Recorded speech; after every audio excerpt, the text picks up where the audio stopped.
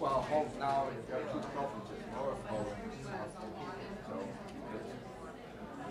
they're both in the Netherlands. Utrecht is not, strictly spoken, not in Holland, no, you're right. But everybody uses Holland, meaning the Netherlands.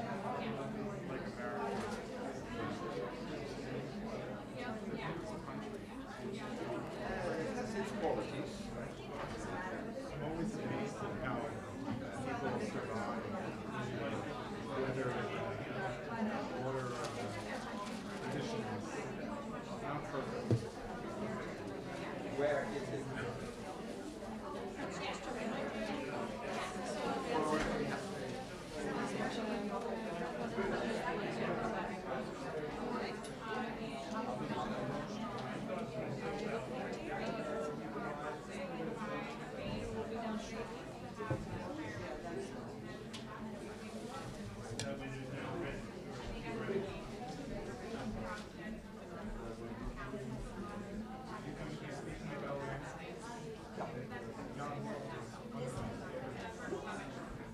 Right.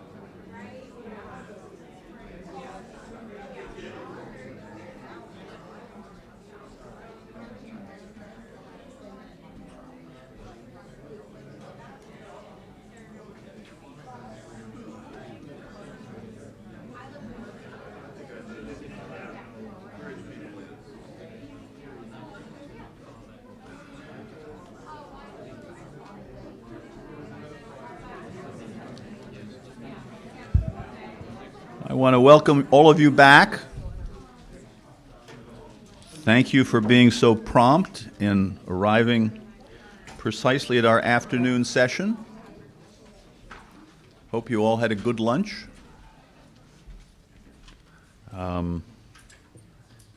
This is the afternoon session of our symposium connected to the Hohenbuchau collection from the princely collections of Liechtenstein. It's about topics in Northern Baroque art, and we had a very informative morning. And now I think we will have an equally informative afternoon. I wanted to thank, because I always am remiss about these things, I wanted to thank our sponsors of this symposium, namely the Kress Foundation, which has been very generous to us, also has provided us with an intern who is doing educational programs in connection with this show, and also TEFAF, the European Fine Arts Fair, on the board of which I sit, and which has very generously understood the importance of scholarly symposia like this one. It is now my great pleasure to introduce yet another one of my friends. Basically, this is just a meeting of Peter's friends. Fritz Duparc is now the retired director of the Mauritshuis in The Hague, and I've known Fritz since the early 70s. He is a remarkably productive scholar and a truly enlightened museum person. He has written all kinds of books on everything from Dutch landscapes to Ruysdael to all kinds of exhibitions that he organized. He did a Karel Fabritius show. He did the Mauritshuis in Bloom, Bouquets from the Golden Age, Holland Frozen in Time, which was about winter landscapes. He's done works on Paulus Potter and studies of Rembrandt and Karel Fabritius, as I mentioned. One of the most remarkable things about Fritz, too, is he also has acquired remarkable paintings for his museum.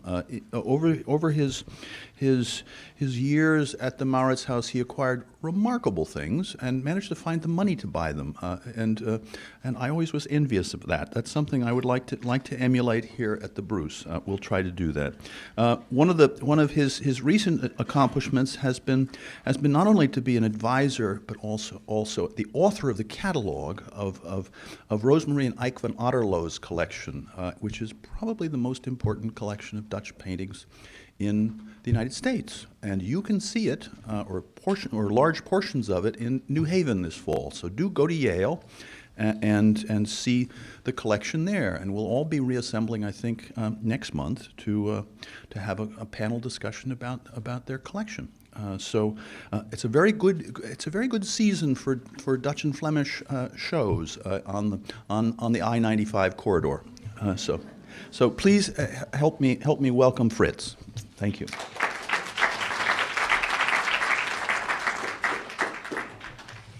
Thank you, Peter. I first of all, I would like to thank Peter for inviting me to give a talk at this symposium. I must admit that at first I was somewhat hesitant to accept the invitation, since few people know as much about Dutch art as Peter does. So it feels a little bit like bringing coals to Newcastle. Nevertheless, it's a pleasure to be here and to share my love for Dutch painting with you, and in particular Dutch landscape painting. And in that sense, only in that sense, I follow the great art historian Max Friedlander, who wrote, "It is primarily landscapes that fascinate and satisfy the art lover." So landscape art, and Dutch landscape art in particular. I want to talk about the major developments there during the 17th century. For me, that's an endlessly fascinating topic. And in order to fully understand these developments, it's important to consider not only painting, but also drawings and prints. In art, as in other fields, most major developments take years to come about. Yet, sometimes some kind of unexpected event happens and dramatic changes suddenly occur. And today I would like to focus, albeit not exclusively, to focus on some decisive years. That is 1603 1612, 1627, 1644, and 1650. Years in which leaps in visual representation were made. In 1603, the great Haarlem draftsman and engraver Hendrik Goltzius sat down in the open air to draw the very first known examples of representations of the Dutch countryside. These two drawings, you see here, from 1603, and another one related from the same year, depict the dunes near Haarlem. Although the graphic style is not revolutionary, the novel absence of coulisses used to frame 16th century Flemish landscapes and the oblong format are. Moreover, the traditional device of diagonal movement into the distance is only vaguely present. Is my time already? But it's the subject matter that constitutes the major innovation, and I refer to the elevated viewpoint of a Dutch dune landscape with farms and fields done after nature. This is what makes these drawings so modern. When comparing these drawings of 1603 with another by the same artist done some 7 or 8 years before, one cannot but conclude that indeed a dramatic change has taken place. And immediately the question is raised, why? Why did Goltzius abruptly shift the emphasis of the composition of his landscapes? According to the painter and art theoretician Karel van Mander, his name has already been mentioned a couple of times today, Goltzius suffered from consumption, and in order to regain his health, he took long walks in the countryside near Haarlem. And it has been proposed that he drew the 3 views that are, 2 of them you see, the third one from the same year, that he drew these views outside Haarlem during these exercises. Perhaps Van Mander may even have played a role in promoting landscape art to Goltzius. Consider, both men knew each other well, and together the 2 Haarlem artists had formed the local academy. It was possibly under the influence of Van Mander, who considered painting the highest form of art, that Goltzius forsook engraving around 1600 and began to paint. In 1604, just 1 year after Goltzius' precocious drawings, Van Mander published his famous Schilderboek, which was to be one of the most important treatises on painting published in the northern Netherlands during the 17th century. In this book, Van Mander wrote, and I quote in translation, "Young painters should do landscapes too. Therefore, they should rise early, if convenient, and go out of town to look at nature and enjoy time making sketches." This was not a flash of intuition for Van Mander, since in the introduction of the same publication, there's a long poem entitled Landschapsschilderlieden, Song of the Landscape Painter. And let me read in translation, a translation that I partly owe to Christopher, who has worked on exactly the same subject, so I've stolen a lot from you, Christopher. So let me read a selection of lines from this very instructive poem. I quote, "When Tithonus bright, aurora rises, wake up, young painters, and leap from your beds. Take charcoal and chalk, pen, ink, paper, and draw what you see, whatever pleases your eye. Draw everything in Pan's pleasure garden, whether forests, mountains, or caves. Draw whatever catches your eye, but with understanding. Here a town, a castle, and a manor, there a farmhouse, a cottage, or sty. Roads, bridges, don't overlook anything. Floods, rivers, running streams, waterfalls, I'll get back to that. Observe all these things and draw them. Return to town, young man, when the tree's leaves, which gave you shade, serve you no longer. The landscapes that you have seen outside and recorded in your book, you must now paint at home and bring to life in colors, which you have ground yourself. Then fame will bring you work and a great name, and many art lovers will give their money for your paintings. This is just a selection of this wonderful long poem. It's not only extremely instructive for our understanding of early 17th century ideas about landscape art, it is also extraordinarily precocious. So, did Van Mander advise Holtzius to go outside and draw whatever he saw? Well, this seems likely. There may be other facts unknown to us which might just as well have played a role. However, it is probable that whatever inspired Holtzius emanated from Haarlem, and Peter referred already to that, from Haarlem, since it is undeniable that the burgeoning movement originated in or around that city. Several years later, in 1607, 3 years after the publication of Van Mander's treatise, the Amsterdam draftsman and engraver and publisher Klaas Janszoon, sorry, this is still Van Mander in the schilderboek that I just quoted. The Amsterdam draftsman, engraver and publisher Klaas Janszoon Visser began to draw a series of small views of landscapes around Haarlem, and I've selected here two for you. Both Holtzius' panoramas of 1603 and Visser's small landscapes of 1607 and the years thereafter seem to have been the first fruits of a developing art movement and not those of a well-established practice, as one might conclude from the poem I just read to you. While it's difficult to determine how influential the poem may have been, there can be no doubt that during the years that followed, countless Dutch artists did exactly as Van Mander recommended. This growing interest in the natural environment and its depiction during the first decades of the century would have far-reaching effects on Western art and on Dutch art in particular. And while the Dutch movement was essentially in the northern Netherlands, being limited to the cities of Haarlem and Amsterdam, most of its precursors are to be found elsewhere. Before turning to these precursors, one should reflect for a moment on why, during the 16th century, certain artists suddenly felt an urge to draw and paint landscapes.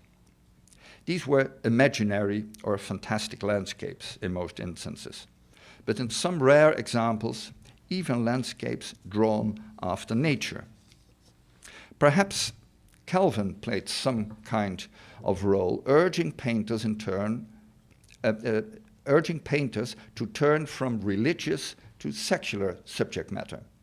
In his Institutiones of the Christian Religion, you see the title page here, of 1556, so in the middle of the 16th century, Calvin re-evaluated the question of ecclesiastical art.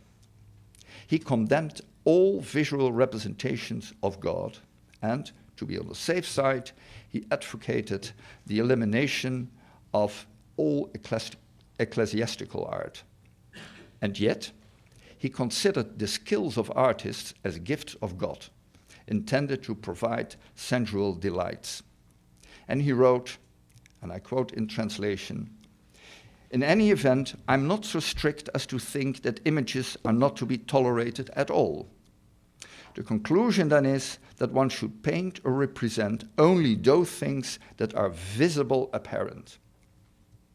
Concerning those things which can be legitimately represented, there are two different kinds. The first consists of histories, and the second of trees, mountains, rivers, and persons that one paints without any meaningful intention. The first kind provides instruction, the second exists only to afford us pleasure." So far, Calvin. During the second half of the 16th century, with the promulgation of Calvin's theories, it was mainly in Flanders, so in the southern Netherlands, that landscape art was practiced. Artists selected a high viewpoint in order to include as many elements as possible of the visible world in one painting. These imaginary landscapes show almost all aspects of the world surrounding us. Mountains, rivers, forests, plains, towns, farms, waterfalls, roads, and so on. Because of their all-encompassing character, these works are usually referred to as Weltlandschaften, literally translated world landscapes. Was already mentioned before today. And the most influential pioneer in this genre was Pieter Bruegel the Elder. You see one of his paintings here. Like many 16th century Netherlandish artists, he traveled to Italy. But unlike most of those who studied the art of antiquity and of the Renaissance, Bruegel concentrated primarily on the scenery. Whereas his landscape paintings are carefully composed imaginary conceptions, some of his drawings from 1552 or 53 appear to have been done from nature. So this is exactly half a century before Goltzius made his first drawings outside Haarlem.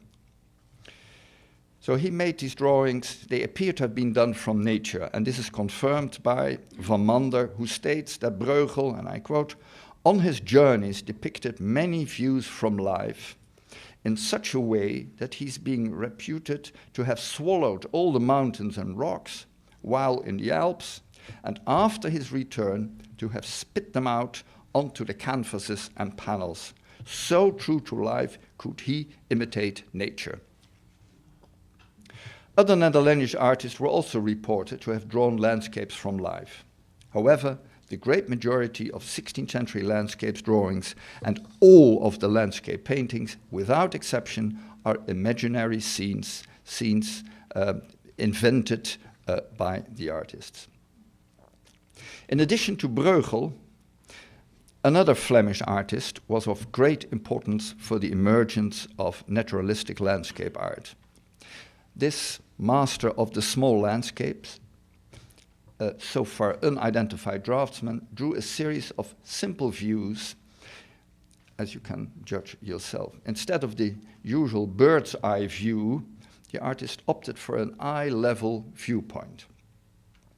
His drawings served as models for two series of prints entitled Various Houses, Farms, Fields, Roads, and such like, arrayed with all kinds of animals. Everything drawn from life, mostly around Antwerp. And this series was published in 1559 and 1561. What made these prints, these drawings in these prints so innovative was the choice of commonplace subjects. Interestingly, Klaas Janszoon Visser, and I showed you two of his drawings before, the Amsterdam engraver and draftsman, Klaas Janszoon Visser published the same prints in 1612 for the first time in the northern Netherlands. However, this time attributing them to Pieter Bruegel, falsely. In 1611, a year earlier, the previously mentioned pen drawings of Visser of the environs of Haarlem had served as studies for a series of 11 prints published under the title Pleasante Plaatsen, pleasant places. This is a drawing I showed you before, and you can see how it's translated into one of these prints. And on the left, you see the title page of this publication. And the title page contains two poems, one in Latin and another one in Dutch. And I will translate the Dutch one for you. Here you may look at pleasant spots, art lovers, who have no time to travel far. Located outside the lovely town of Haarlem or thereabouts, buy without thinking long. These lines suggest an explanation for the sudden interest in naturalistic landscape representation in the northern Netherlands. Apparently, a revival had taken place in the idealization of the countryside as contrasted with the city, a notion which was celebrated in classical antiquity as well as in the Renaissance.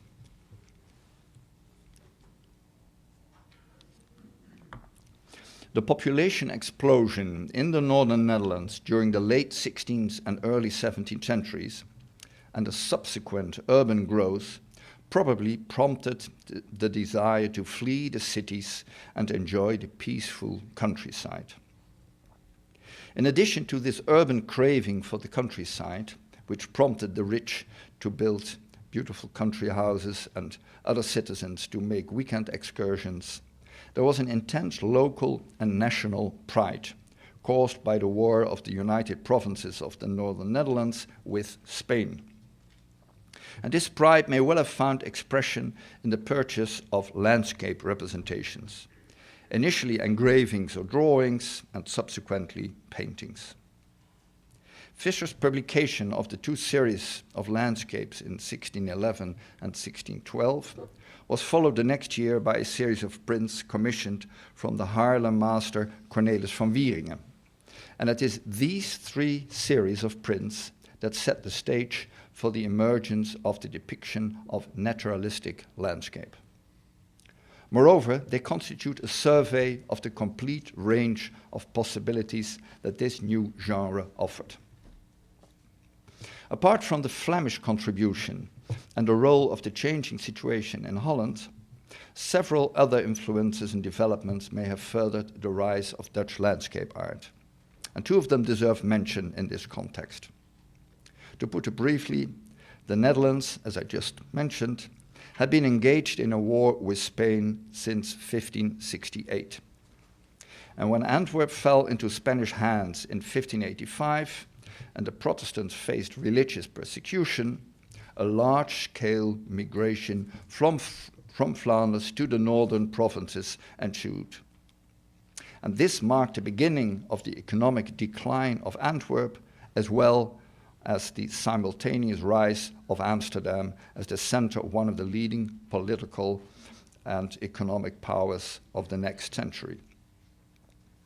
Among the Flemish immigrants were many artists, and in particular many important landscapists, such as Van Koningslo and David Vingboons, teachers would become later the teachers of the innovative northern landscapists Hercules Segers and Isaias van der Velde.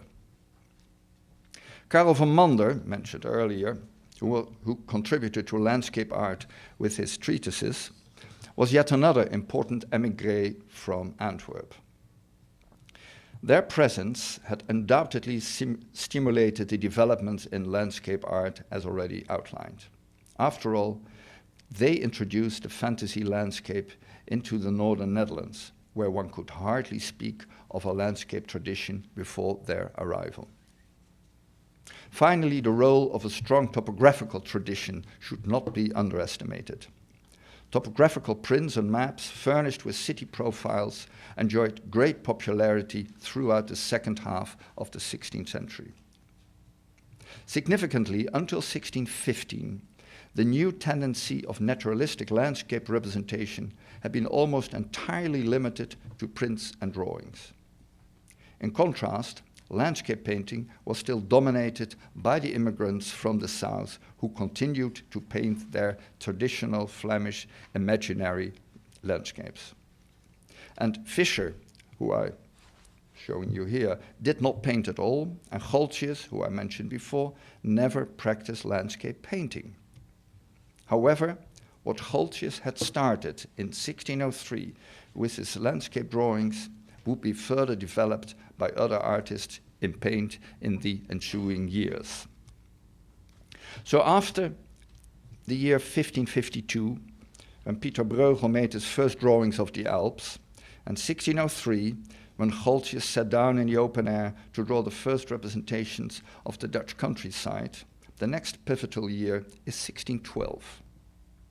That year would turn out to become a kind of annus mirabilis, for it was in that very year that Isaias van der Velde, and you see an early drawing and an early painting by him, Isaias van der Velde from Amsterdam, Willem Buitenweg from Rotterdam, one of the most innovative landscape draftsmen of his time, and Hercules Segers, a native of Haarlem, all became members of the Haarlem Guild of St. Luke, all in 1612.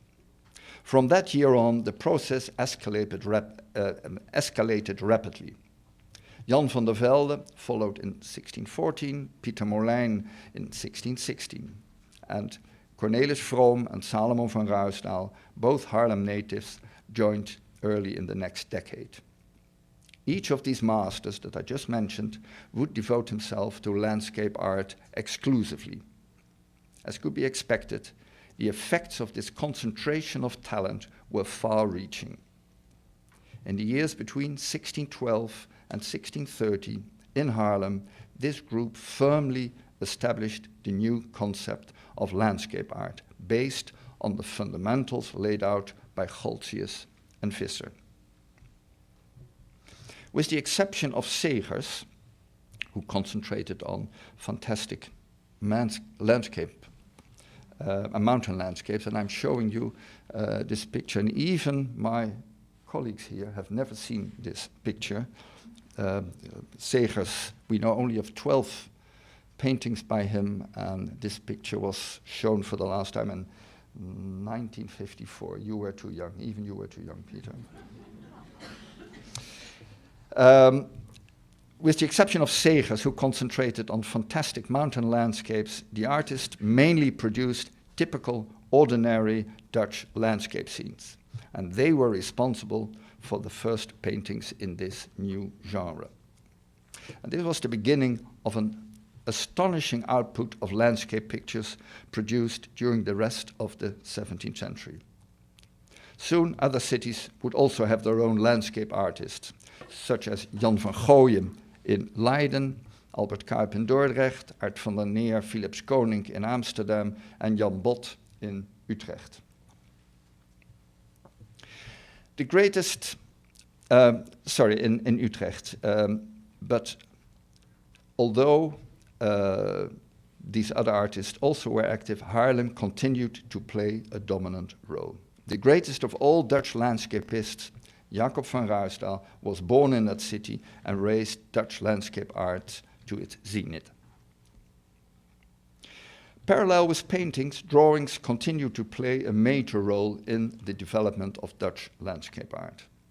Since painting outdoors was not practiced until the 19th century, landscapists were dependent on their sketches done en plein air.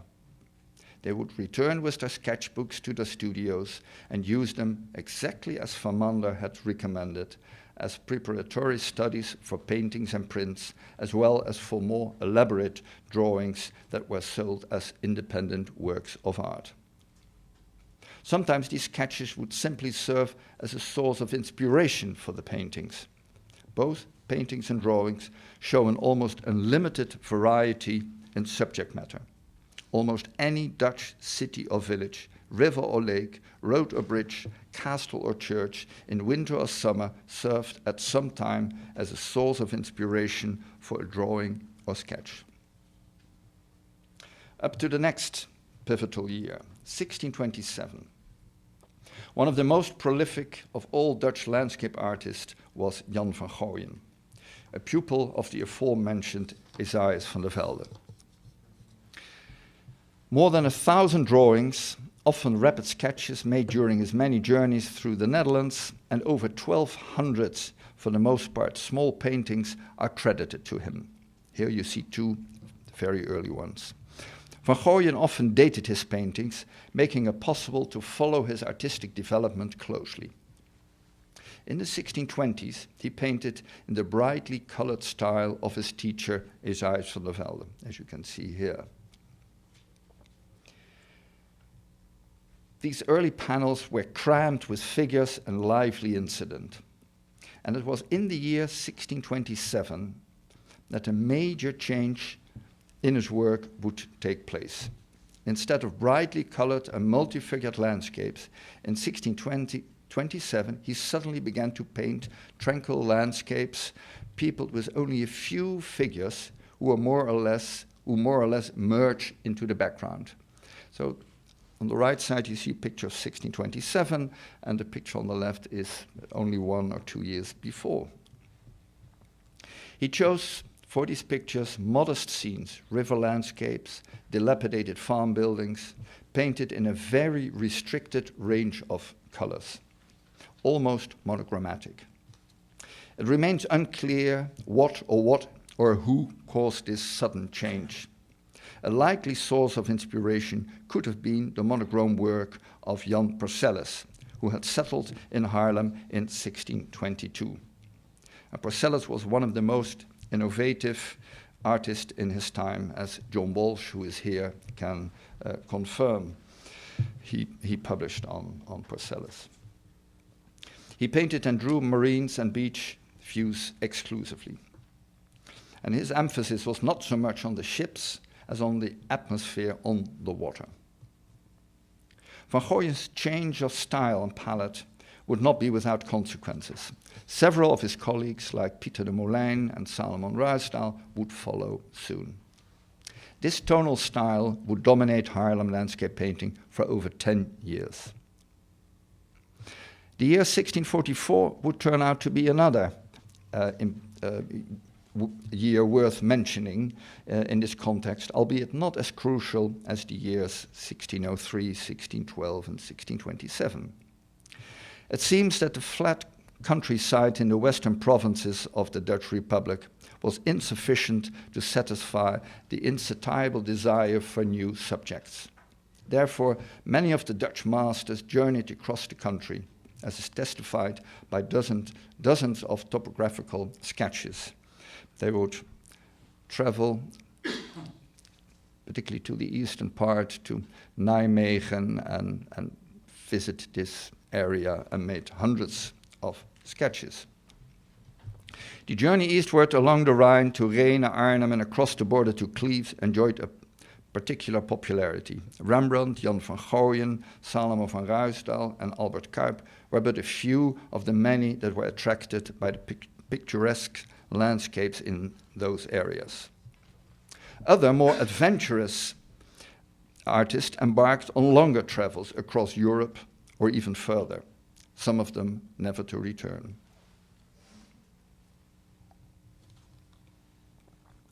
So in 1644, Allard van Everdingen embarked on a voyage to Scandinavia. He traveled along the coasts of southern Norway and Sweden, as is testified by sketches. I'm showing you two. One of them is dated 1644, that he did at the spot in Scandinavia. And he, as already was mentioned before this morning, was enchanted by the rocky scenery with waterfalls, fir trees, and log cabins. And thanks to these Scandinavian subjects, thanks to him, these Scandinavian subjects were introduced into Dutch art. And you see here two paintings by Allard van Everdingen, done in Holland after his return. Not only did his travel sketches provide him with an endless source of inspiration for his paintings, but his landscapes with waterfalls would in turn inspire Jacob van Ruisdael. Van Ruisdael had moved from Haarlem to Amsterdam in 1656, probably for economic reasons. And by then, Allard van Everdingen had also settled in Amsterdam. His paintings with waterfalls as the central motive were much in demand. So, not much later, Van Ruisdael produced his first landscapes with Scandinavian waterfalls. On the left you see Van Everdingen, on the right you see a Van Ruisdael waterfall in the Hermitage in St. Petersburg. So not much later, Ruisdael produced his first landscape with Scandinavian waterfalls, and subsequently paintings of northern waterfalls would form the largest category of his work. However, although Ruisdael might have taken over Van Everdingen's motives, he did not copy them. Van Ruisdael enhanced the drama of his scenes by greater organizational concentration and immediacy of detail, not only in the rocks and trees, but also in the foam and spew of the crashing water. Through the lighting effects and steep perspective, Ruisdael achieved a far more dramatic effect than that his example, Van Everdingen. You judge yourself. The relative inaccuracy of the term realism for Dutch 17th century art can be demonstrated using Ruysdael's landscapes. Without ever having seen a waterfall, he managed to depict them in a more imposing and realistic way than any of his contemporaries, van Everdingen included. It is a testimony of Ruysdael's skills and talents. Most of the time, it is a major artist who inspired a less gifted colleague. However, there are exceptions, where it was the other way around, and this is a prime example. So via van Everdingen, we have arrived at the greatest Dutch landscape painter of the Golden Age, the Haarlem-born Jacob van Ruysdael. Van Ruysdael is not only considered the greatest landscape painter of the 17th century, he was also the most versatile within the genre. And in addition to a series of 13 etchings and over 100 drawings, he left behind hundreds of paintings, over 600, with a variety of motifs, including distant vistas, dilapidated watermills, windmills, beach scenes, cemeteries, marines, paths through fields of grain and dunes, city views, forests, winter scenes, landscapes with themes from the Dutch-German border, and, as we have seen, plenty of waterfalls. In 1650, the next and last year in my sequence, a major change took place in van Ruysdael's work, which in turn would have a long-lasting effect on Dutch landscape painting in the following decades. During the 16th and even more so during the 17th and 18th centuries, it was considered a must for young painters to cross the Alps and visit Italy. Ruysdael did not join his colleagues in Italy. Instead, he, at the age of 21, he and his fellow artist and townsman Nicolaas Berchem traveled in 1650 to the Dutch-German border in search of inspiration and novel motifs for their landscapes. I hope you can see it a little bit. This is a drawing that his colleague Berchem made in just across the border, and here you see the castle of Bentheim, and here you see the two artists making sketches outside. This trip to the east of the Netherlands would have major impact on Ruysdael's work. They also visited Bentheim Castle, which was just over the border in Westphalia, Germany.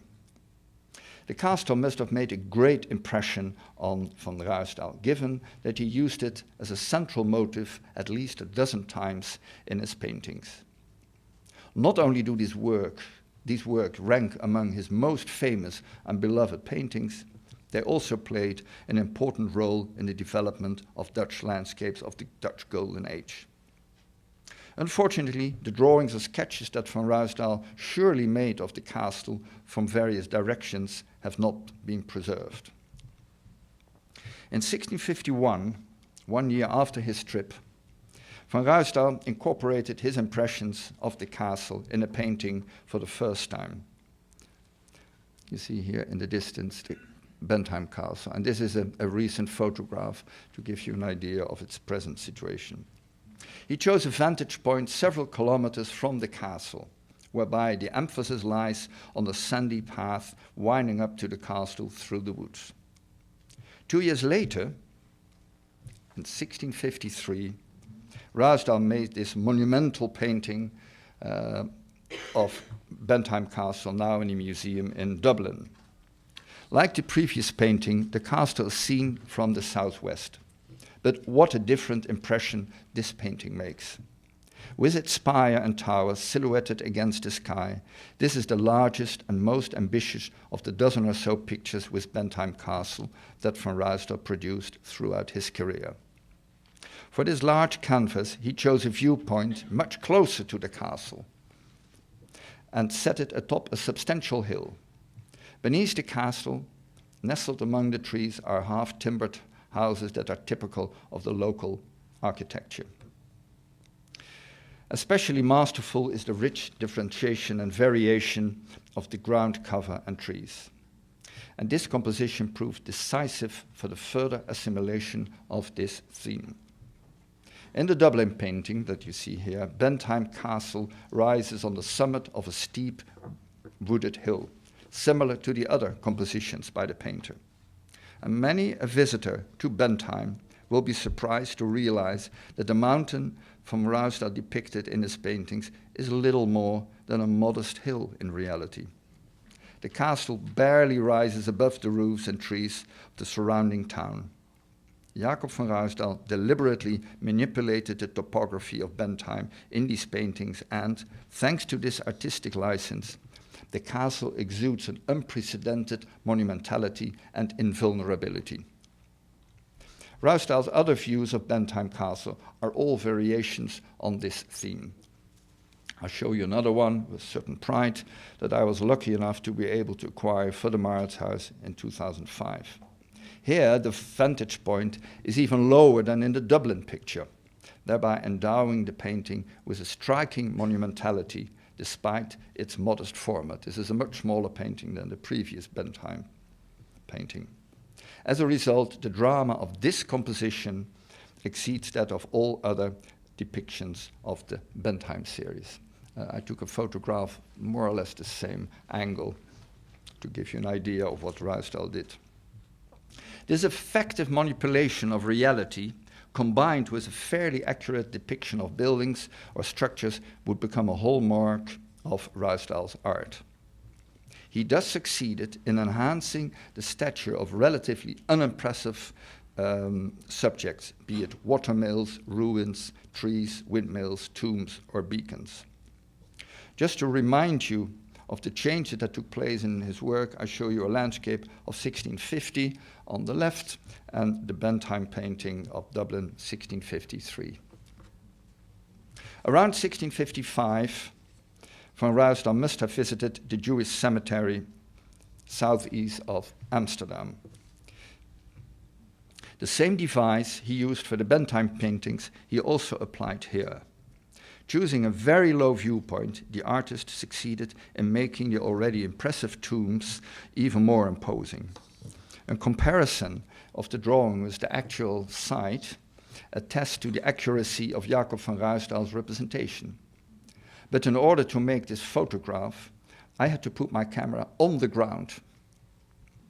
Later, von Ruysdael would use this drawing as a study for his two painted versions of the same subject in Dresden and Detroit. However, in both of these instances, Dresden and Detroit, the artist has placed the tombs in an imaginary setting, adding a hill, a stream, and ruins, as you can see. As we saw earlier, this combination of accurate topography with an imaginary scene resulted in some of the most impressive landscape paintings of the Dutch Golden Age. Ruysdael understood well that sketches could not be indiscriminately copied in paint. Painters were urged to improve nature wherever necessary and to adjust reality at their own discretion. This was the essence of 17th century landscape painting. In other words, elements selected from reality and composed on the basis of the artist's own sound judgment into an harmonious and natural-looking entity. As I told you, Dutch landscape painting in the years before 1650 was characterized by a restrained palette and is therefore known as the tonal phase. As of 1650, dramatic changes took place which led to the so-called classical, or what the English so aptly dubbed the heroic phase in Dutch landscape painting, with Albert Cuyp, Philips Koning, Meindert Hobbema, and above all, Jacob von Ruysdael as leading artists.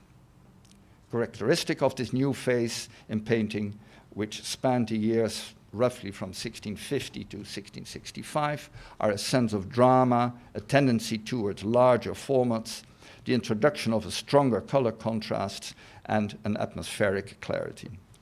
To conclude, although the emergence of landscape as an independent artistic genre is not solely a Dutch 17th century phenomenon, there can be no doubt that this accomplishment is largely due to the groundbreaking work of Goltzius, Visser, and their contemporaries. This is even more true for naturalistic landscape representation. It took roughly half a century from Goltje's first endeavors in the genre in 1603, via the Haarlem landscapist from 1612 on, via Van Gooyen as of 1627, until the apex was reached with landscapes by Cuyp, Koning, and Van Ruisdael in the years after 1650. They and their fellow landscapists produced an almost limitless number of landscapes of exceptional diversity and quality. As might be expected, this creative outburst could not last, and by about 1675, the source of inspiration had been exhausted.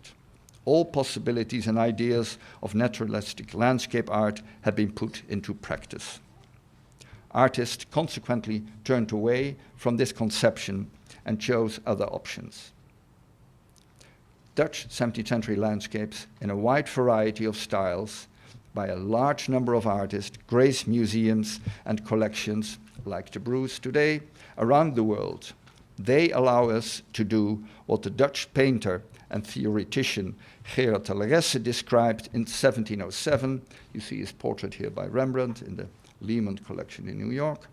Gerard de Resse wrote, "What pleases man more than to walk over the entire world without taking a step outside his room?"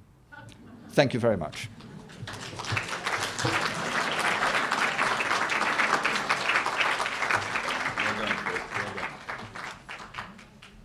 Thank you very much, Fritz. We do have very good speakers here today. Our last speaker of the day is Arthur Wheelock, who's curator of Northern Baroque paintings at the National Gallery of Art, and has a resume that just goes on and on and on. He has written wonderful books on Vermeer, on Flemish art in America, on all kinds of topics, but it's actually the exhibition catalogs that are really daunting. He has written on virtually every subject of any merit that rises in our field. He did God, Saints, and Heroes when I was in short pants and did some translating of that. I should mention that Arthur was one of my thesis advisors. Can you imagine that? He's got the portrait of Dorian Gray in his closet or something. He did Still Life's the Golden Age with me, actually, the Heinz collection. We did that a long time ago. He did a show on Anthony van Dyck. He did, of course, the great Vermeer show with Fritz. He did Jan Steen. He did. It goes on and on. He did Gerrit Dow. He did Albert Cuyp. He did Gerrit ter Borch. He did Rembrandt's late religious portraits, again with me, and Jan Levens. He's a remarkably productive fellow. And he's going to speak to us today about Dow, I think. It's bringing light into the darkness, Gerrit Dow's evocative interiors. Please welcome Arthur Wheelock.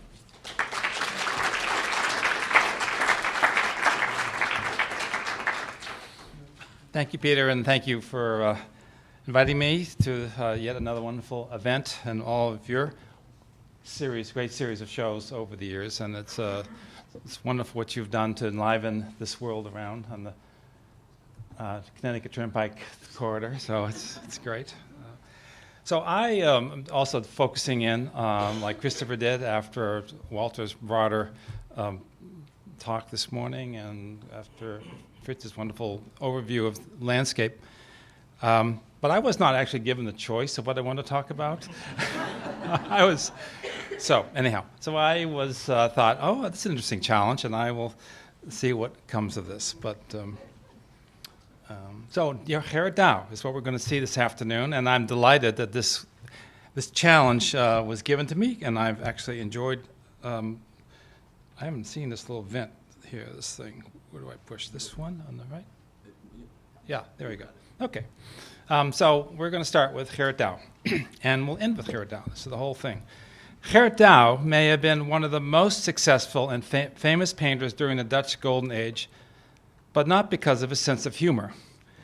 He seems to have been a dour type, a bachelor who spent his entire life in his native Leiden, devoting himself to perfecting his form of art to levels that few of any of his contemporaries would reach. To be sure, he had students who emulated his work, but it could not have been easy to study under him.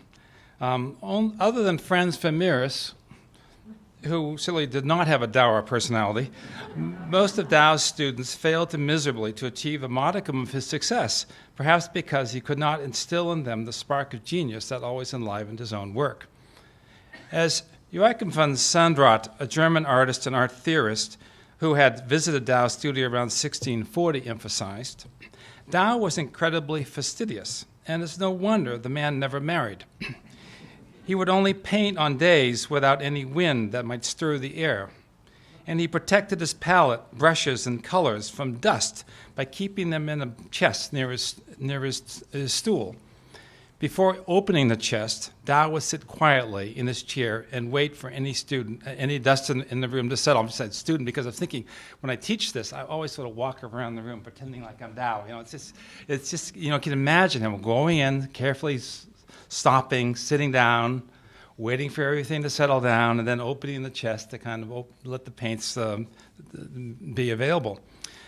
To illustrate the infinite patience with which Dao worked, Sandrart recounted that when he complimented Dao on the care he had taken to paint a broomstick no larger than a fingernail, the artist remarked, well, he had 3 days' work still to do on it. So quite understandably, at that rate of production, few sitters ever asked Dao to paint their portraits. Dao had a high estimation of his abilities, and his self-portraits reveal much about his artistic ideals. As in this wonderful painting on the screen in the Van Otterlo collection, executed in the mid-1660s, many of his self-portraits show him looking out at the viewer from a stone niche, connected to the outside world through a steady gaze, but physically separated away from it. Here, he has palette and brushes in one hand as he lightly fingers a huge tome resting beside a plaster cast of an antique sculpture, indicating that a careful study of the ancients informs his art. In the dim recesses of the studio behind him, one sees his easel and other plaster cast, a globe and a violin, further signifying that his art has its roots in an intellectual framework. Dao, I'm quite convinced, felt the need to emphasize that scholarly ideas underlay his art because he specialized in depicting scenes of daily life. He rendered these in such a realistic manner that one could easily overlook the carefully considered ideas that lay beneath them.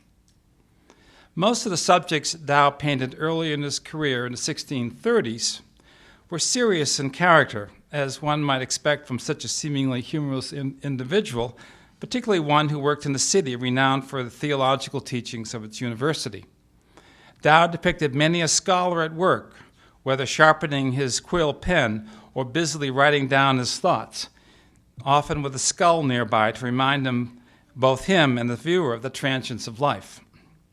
Gradually, though, he expanded his repertoire of subjects to include domestic interiors with young mothers and children, even slightly ribald scenes such as those we can enjoy in this exhibition, the wine cellar and Woman Asleep. This evolution is hard to explain on a biographical basis, for nothing seems to have changed in Dao's personal circumstances other than he kept getting richer. But it does indicate his artistic adaptability, which is a quality for which he is given far too little credit. Rather than plodding along following the successful formulas he had established in the 1630s and 1640s, Dao recognized around mid-century that a new market was developing for evocative genre scenes that revolved around themes of love and lust in its many manifestations. He recognized that some of them were best expressed at night, as, for example, young lovers quietly meeting in a dark cellar, or soldiers tickling the nose of a sleeping buxom woman, while others called for daylight scenes, as, for example, motherly love for a child or the sensuous appeal of a young woman sitting at a clavichord and gazing suggestively at the viewer. The influence of Gerard Terborg's high life genre scenes may have had something to do with Gerard Dao's turn to a broader subject matter, but closer to home were the paintings of his brilliant student, Franz von Mieris, whose seductively evocative scenes were greatly admired and expensive to acquire. Similarly expanding the range of subjects in genre paintings of that period was Gabriel Metsu, who was another student, but in this instance, Metsu may have been inspired by Douw's wine cellar, since he painted a variant of it when he moved to Amsterdam in the late 1650s. One painting that Douw executed around 1660, but unfortunately lost in a shipwreck on its way to Catherine the Great, provides a fascinating insight into the thematic evolution, but also into the intellectual underpinnings of Douw's work through much of his artistic career. This work, which is known to us today through an 18th century copy, is a triptych, an unusual format for a Dutch artist of the 17th century, particularly for a genre subject. Some years ago, however, Jan Emmons, a Dutch art historian, demonstrated that a theoretical framework underlay this painting. Douw's triptych represents an Aristotelian concept that, quote, three things are needed to achieve learning: nature, teaching, and practice. But all will be fruitless unless practice follows nature and teaching. So the scene on the left depicts a knight's school or teaching, while on the right, a scholar is sharpening his quill late at night, practice. The center scene of the triptych depicts a mother and child in a large room, or nature. Aside from the Aristotelian premise that provided the framework for this combination of genre scenes, Douw's rendering of both teaching and practice as candlelight scenes adds to the painting's moralizing character. Scholarship only comes through discipline and hard work. It is fascinating to compare Douw's earlier rendering of a scholar intently cutting his quill by daylight with a scholar in this triptych to see how the time of day adds an entirely new dimension to the subject. Douw's untiring patience was a virtue often remarked upon by later critics. One enthusiastic commentary written in the mid-19th century, when Douw's reputation was extremely high, commented on the artist's, quote, marvelous industry. He would bestow hours in studying new effects, in viewing the contrasts and combinations of light and shade, and in perfecting the most trivial accessories of his subject. He cared not how he labored or how protracted his labor was, so that he was enabled to attain to that degree of excellence to which he felt his genius was capable of leading him. Although this writer's assessment is most likely an imaginative elaboration of Sandrat's text and maybe other texts, it nevertheless does seem to reflect accurately the care Douw expended on his paintings. Douw did think carefully about all aspects of them, whether it be the subject, the compositional arrangement, the detailed modeling of forms, executed nevertheless with fluid and lively brushstrokes, as I think you can see in this wonderful painting in the National Gallery in London, but also the effects of light and shade. All of these elements combine to create remarkably lifelike effects, even at the small scale in which Douw worked. And one wonderful aspect of this, whoa, that didn't mean to do that. How do I get rid of that? I pushed the top thing there. Let's try pushing it again. See if I just pushed it again. Okay. All right. All right. One wonderful, I will not, you can figure it out on your own. The pipe has, wonderful, it's got red embers you can see the red embers in the bowl of the pipe, and that is a, am I doing that? Did you do that? So that gives the effect of breathing. Those embers would only be red if he were breathing. So it gives a kind of added lifelike quality to the image by having those red embers in the bowl of the pipe. The results of Douw's work, hard work, were stunning. His paintings elicited such awe and excitement for their exquisite technique and masterful images that in 1665, Johann de Bie, one of Douw's patrons, rented a room across from the Leiden Town Hall where paying visitors could come to admire no fewer than 27 of his works. This exhibition, so far as I know, is the first monographic show ever mounted. Among the paintings in the show was the luminous Women at the Clavichord, now in the Dulwich picture gallery that we saw earlier, which depicts the young woman sitting before an open window. Daylight streaming into the room illuminates her and her immediate surroundings, including the bass viol resting on the floor behind her, while casting the rest of the room in deep shadow. The mood is positive and upbeat and reflects the associations of love and music contained in verses written by the Dutch poet Jacob Westerban, which reads, "Learn to play the lute, the clavichord. The strings have the power to caress the heart." Another painting in Deby's exhibition, remarkably different in appearance, was the Night School. And I hope you can make it out because it's a very dark painting. A scene that elaborates upon that in the left panel teaching of the triptych just discussed. One of the most admired aspects of this painting, which is now in the Rijksmuseum, was the way Douw incorporated multiple artificial light sources in this dark setting to create small pockets of light, all with different levels of intensity. Notable among them is the brilliantly lit lantern with light radiating from its glass sides, a motif similar to that in Romer Vischer's 1614 emblem book that equates a lit lantern with understanding. I will return to Deby's exhibition later, but for the moment I would like to stress the radically different ways in which light is treated in Woman in the Clavichord and the Night School. Not only is the interior setting of one painting illuminated by daylight and the other by artificial light, the difference also exists in a number of light sources, a single source in Woman in the Clavichord and multiple ones in the Night School. These differences reflect fascination about light that preoccupied Douw around mid-century. Not only how to capture the qualities of differing light sources, but also the types of subjects appropriate for day and night scenes. And it's in this context I would like to discuss the two remarkable Douw paintings in the exhibition here today in the Bruce Museum, The Wine Cellar and The Woman Asleep, both of which obviously relate to the Night School in fundamental ways.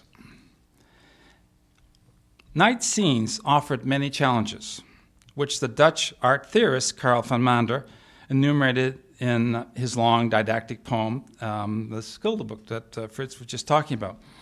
Van Mander, who drew many of his observations from Pliny, that's from antiquity, carefully distinguished between moonlit scenes and those lit by candlelight, stressing in particular that the latter were both rare and difficult to achieve. Artists had many things to consider when painting night scenes, among them the different colors of moonlight, lightning, fires, and candlelight, as well as the different colors of the light they cast. And he also talked about the different kinds of reflections of light from different objects, and remarked that the darker the night, the brighter the flame. Van Mander provided instances in which the ancients effectively captured the effects of artificial light as examples for artists to follow. Echion, he wrote, was able to create the effects of light from a candle spreading throughout a darkened interior. Pliny described a painting made by Antipholus, in which the artist depicted the boy blowing into a fire, with the light reflected upon his face. And this story inspired, among others, Jan Levens in his depiction of there's the Schilderboek, and there's a painting by Jan Levens, The Allegory of Fire, which Levens painted in Leiden around 1626, at the very time that Douw was beginning his artistic career as a student of Rembrandt's friend Rembrandt van Rijn. A similar effect, but used for an entirely different purpose, was created by Gerrit van Honthorst for his quite sexy scene depicting the burning passion of young love and lust.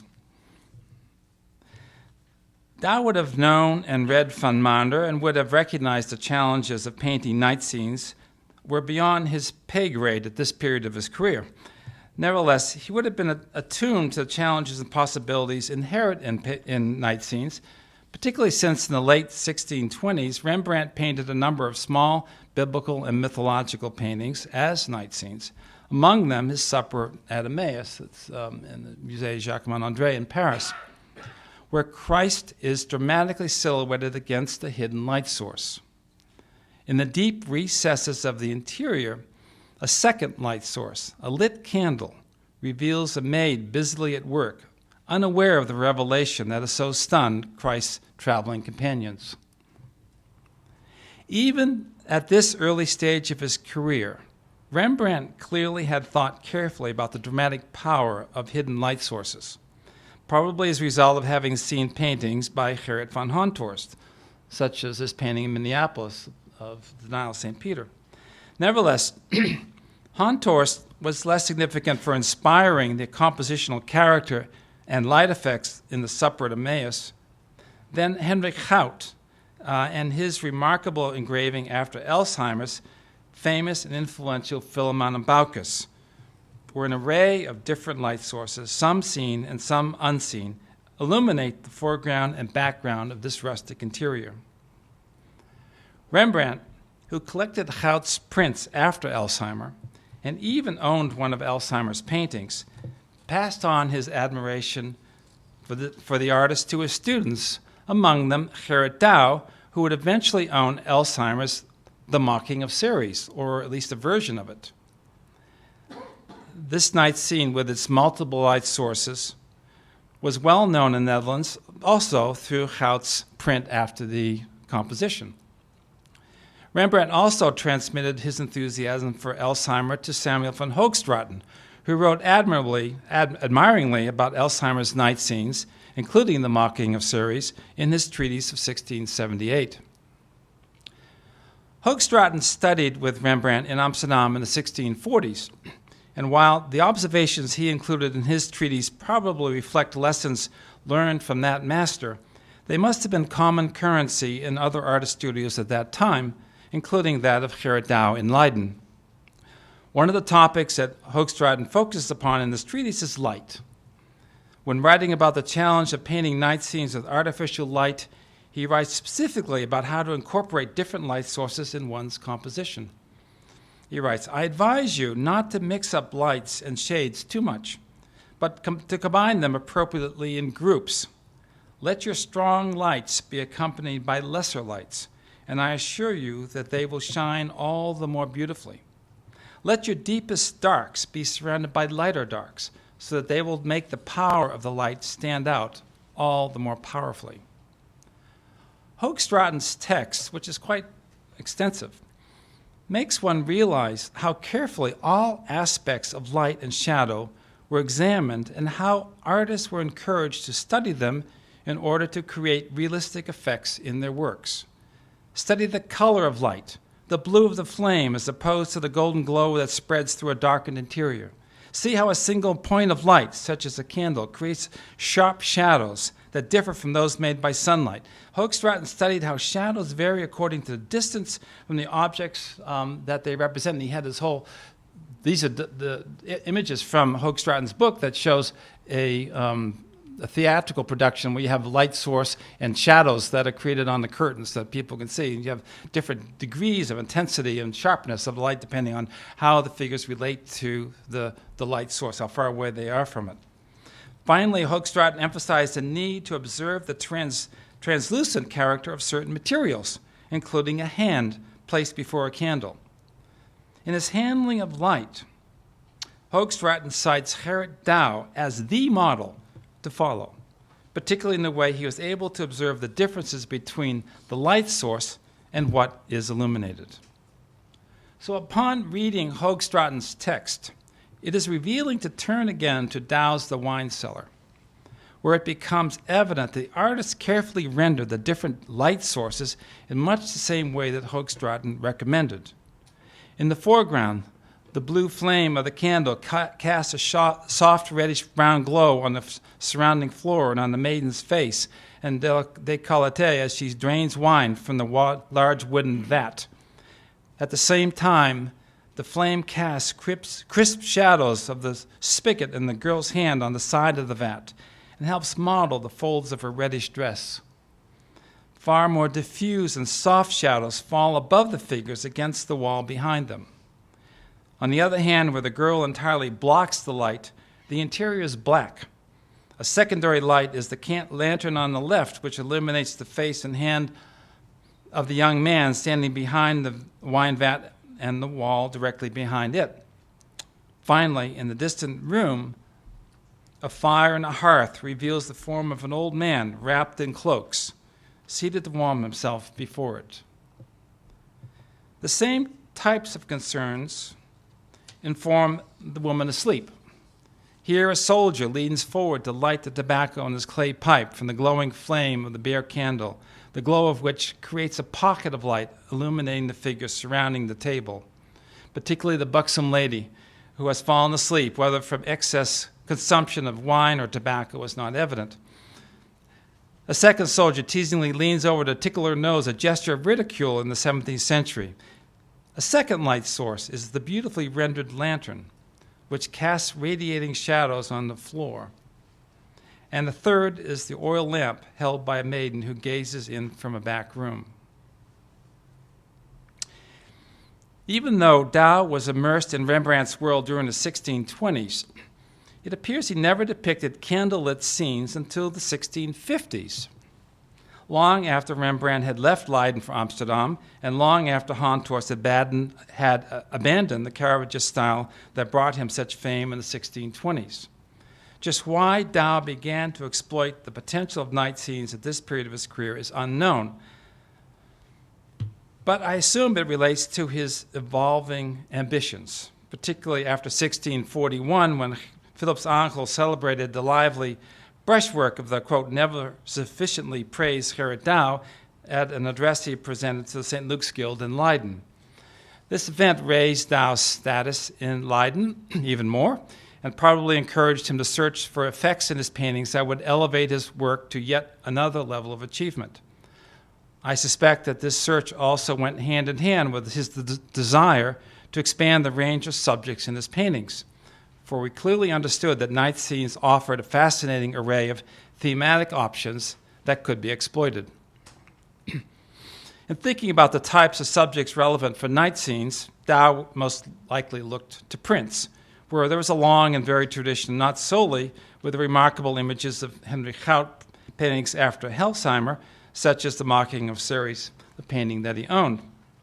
He would have known for sure that night scenes were often part of series of the ages of man, or the times of the day, as in Hendrik Goltzius' series of the 4 times of the day, which evening is here, depicting a festive gathering of love and merrymaking, and night, with its multiple light sources, the restful quiet of the family at the end of the day. The Latin text below this image reads, "At night, the spirit is free of cares and enjoys pleasant rest. Everything else delights in sweet repose."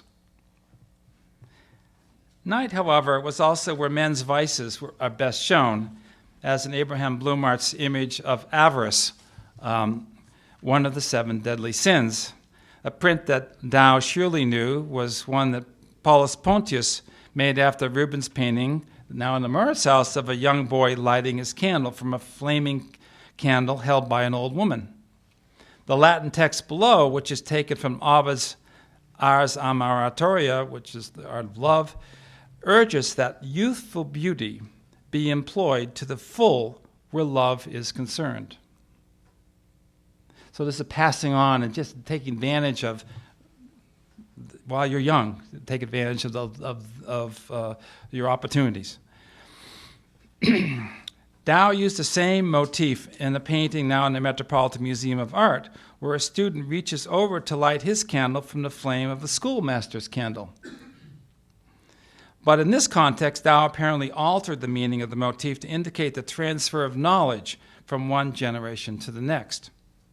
The most relevant prints for Douw's interest in night scenes, however, were those made in the 1640s and 1650s by his former teacher, Rembrandt van Rijn. Prints that Samuel van Hoogstraat and his student during the late 1640s described as browntjes, the little brown prints, basically. And there you can see in various ways Rembrandt is showing candlelit scenes, lantern scenes, night scenes, and light spreading into the darkness. The enormous success Douw had with his night scenes is evident in the exhibition that Johann de Bede mounted in 1665, the one with the night school that we looked at before. One fascinating phenomenon in that exhibition is that the visitors would have walked into a room where 22 of the 27 paintings were enclosed in cases. In order to see the paintings, the viewer would have had to gone up to each of these objects to open the doors of the case, and which is something that we should remember when we view Dao paintings today hanging in museum walls where they're not in cases. I mean, it's just a whole different experience of what it meant to go up next to this work, to be really one-on-one with it. By forcing the viewer to open the doors of the case, Dao would have had established a close viewing distance between the painting and the viewer, one in which his handling of light, Dao's handling of light, and the refined details of his fine schilder technique could be fully appreciated. Sometimes the covers of these cases were painted, and as a result, a number of them have survived, although inevitably separated from the image of once covered. One such painted cover is this illusionistic still life painting now in Dresden, where one can see just where the doors once existed, and that red line is where the doors were there. The hanging watch, tobacco, and snuffed-out candle all relate to the theme of transience, a traditional warning in Dutch art that must have related thematically to the scene it covered. Fortunately, we do know a bit about the painting beneath this cover from a listing of the works in the show, which described it as, quote, a candlelight scene being a little cellar. This description has led to the proposal that the candlelight scene was none other than the wine cellar. And I would love that theory to be right, but I'm not quite sure that I believe this painting was the painting beneath the Dresden still life. My major concern is that there is nothing in the character of the wine cellar to indicate that this flirtatious moment is something to avoid. Light warms the faces of the young couple as they gaze lovingly at each other. The imagery Dao included in the scene has rather implicit, even explicit associations with sexual pleasure. The young girl, for example, happily opens the valve of the phallic-shaped spigot so that wine can flow into the open pewter pitcher she holds before her. And on the floor are objects that have sexual implications in the iconography of Dutch art: a head of lettuce and a wooden mousetrap. The old man, and I'm not going to go into all that, but anyhow, believe me, it's all. The old man warming himself by the fire in the back room is a reminder to embrace and enjoy love when one is young, a message akin to that in the Pontius print after Rubens's painting of the old woman and the young boy with their candles. A further indication that the wine cellar is not the candlelit sign being a little cellar said to have been within the case covered by the Vanitas still life in Dresden is its size. And these are relative sizes with their dimensions. And since the opening of the door and the panel in the Dresden painting can be established, that's it. When we overlay the painting with that, we see the painting. There's a gap between the painting and the door. I think it's too big a gap to accommodate this work. Whether the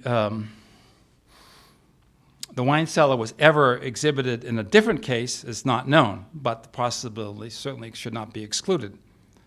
As these two wonderful works in the exhibition demonstrate, Herr Dao was a remarkable craftsman who could depict a range of textural effects unlike that of any other master. He was also, however, a great observer of the human condition, which he was able to evoke with his unerring sensitivity to the impact of light on the mood of a scene. These paintings, indeed, reveal an aspect of Dao's artistic personality that is too often overlooked, and it's a joy to see them here brought to light. Thank you.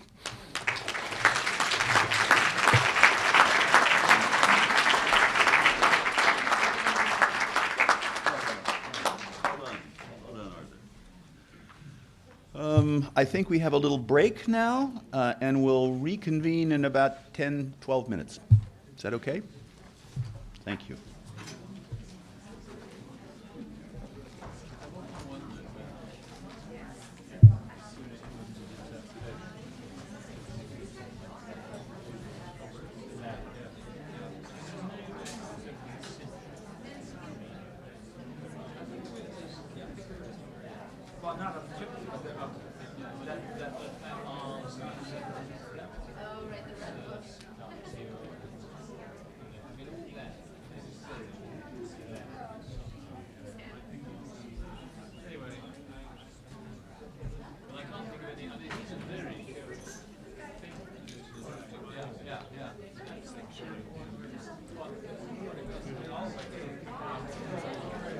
Associations of antiquity are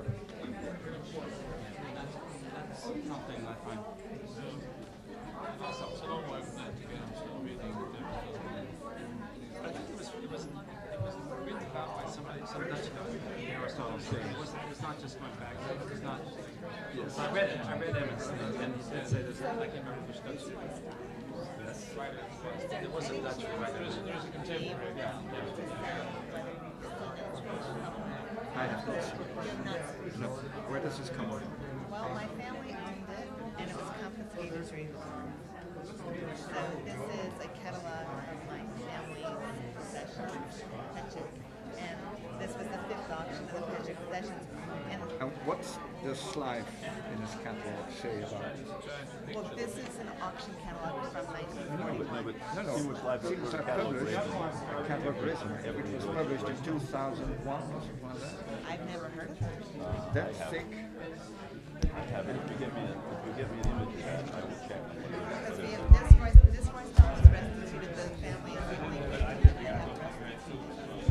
This Roy Stone family has the other one. So you heard the story of the, I call it Coit.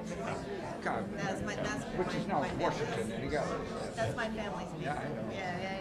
So, But this you should, first thing you do, you check and see what slides. Catalog resume. Easily done. and this is probably in many Every art library has it's in every art library.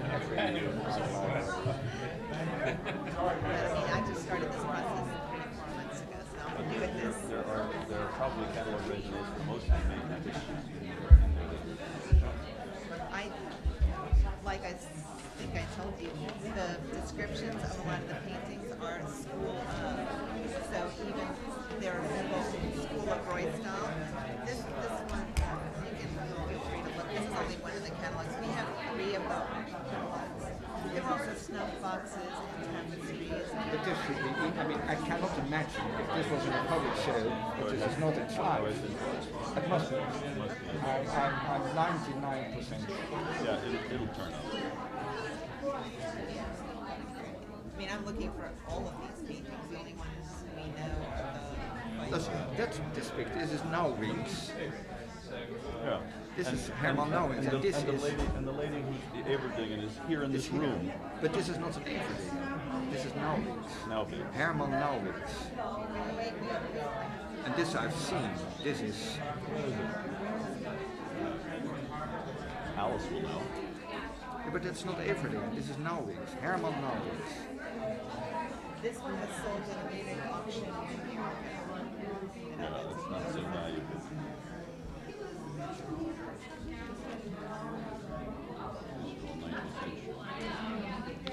Let's start with C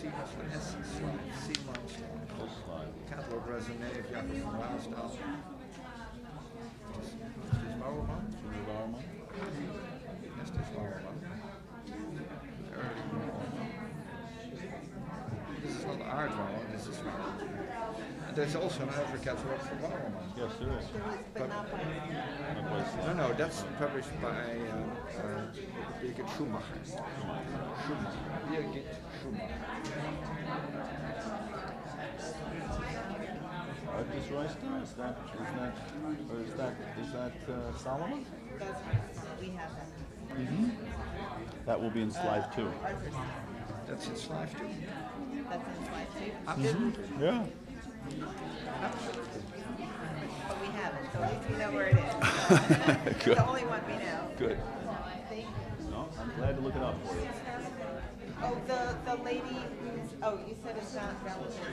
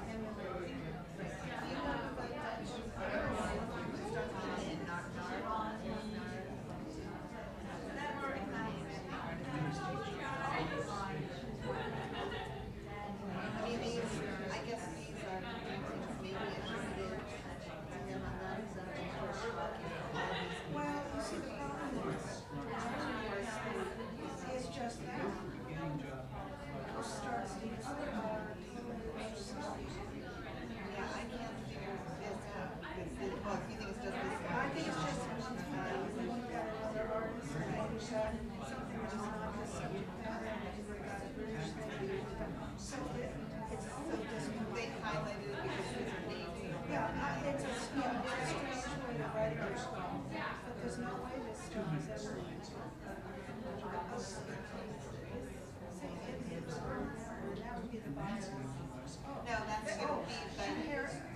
gonna be the room where in our house, my grandfather did his house, we could figure out what we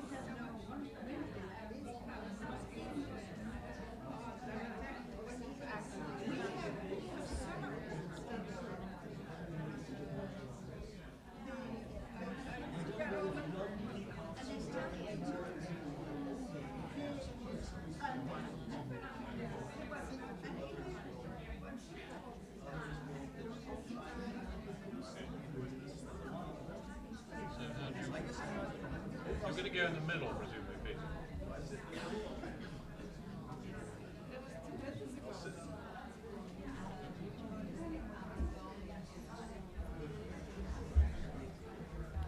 You don't have to sit at in the kiddie seat.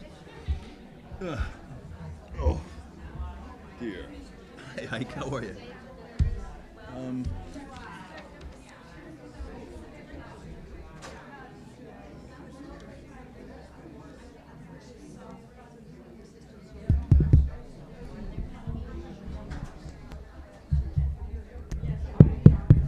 Is it on? Great. Thank you. Good afternoon. I don't think anybody's. I don't think we have assigned seating here. I think you can just rest yourself where you can. We'll make Christopher sit on the end. I think we're missing two speakers. Just one, Just one. and he's coming. He's on his way. There's Fritz.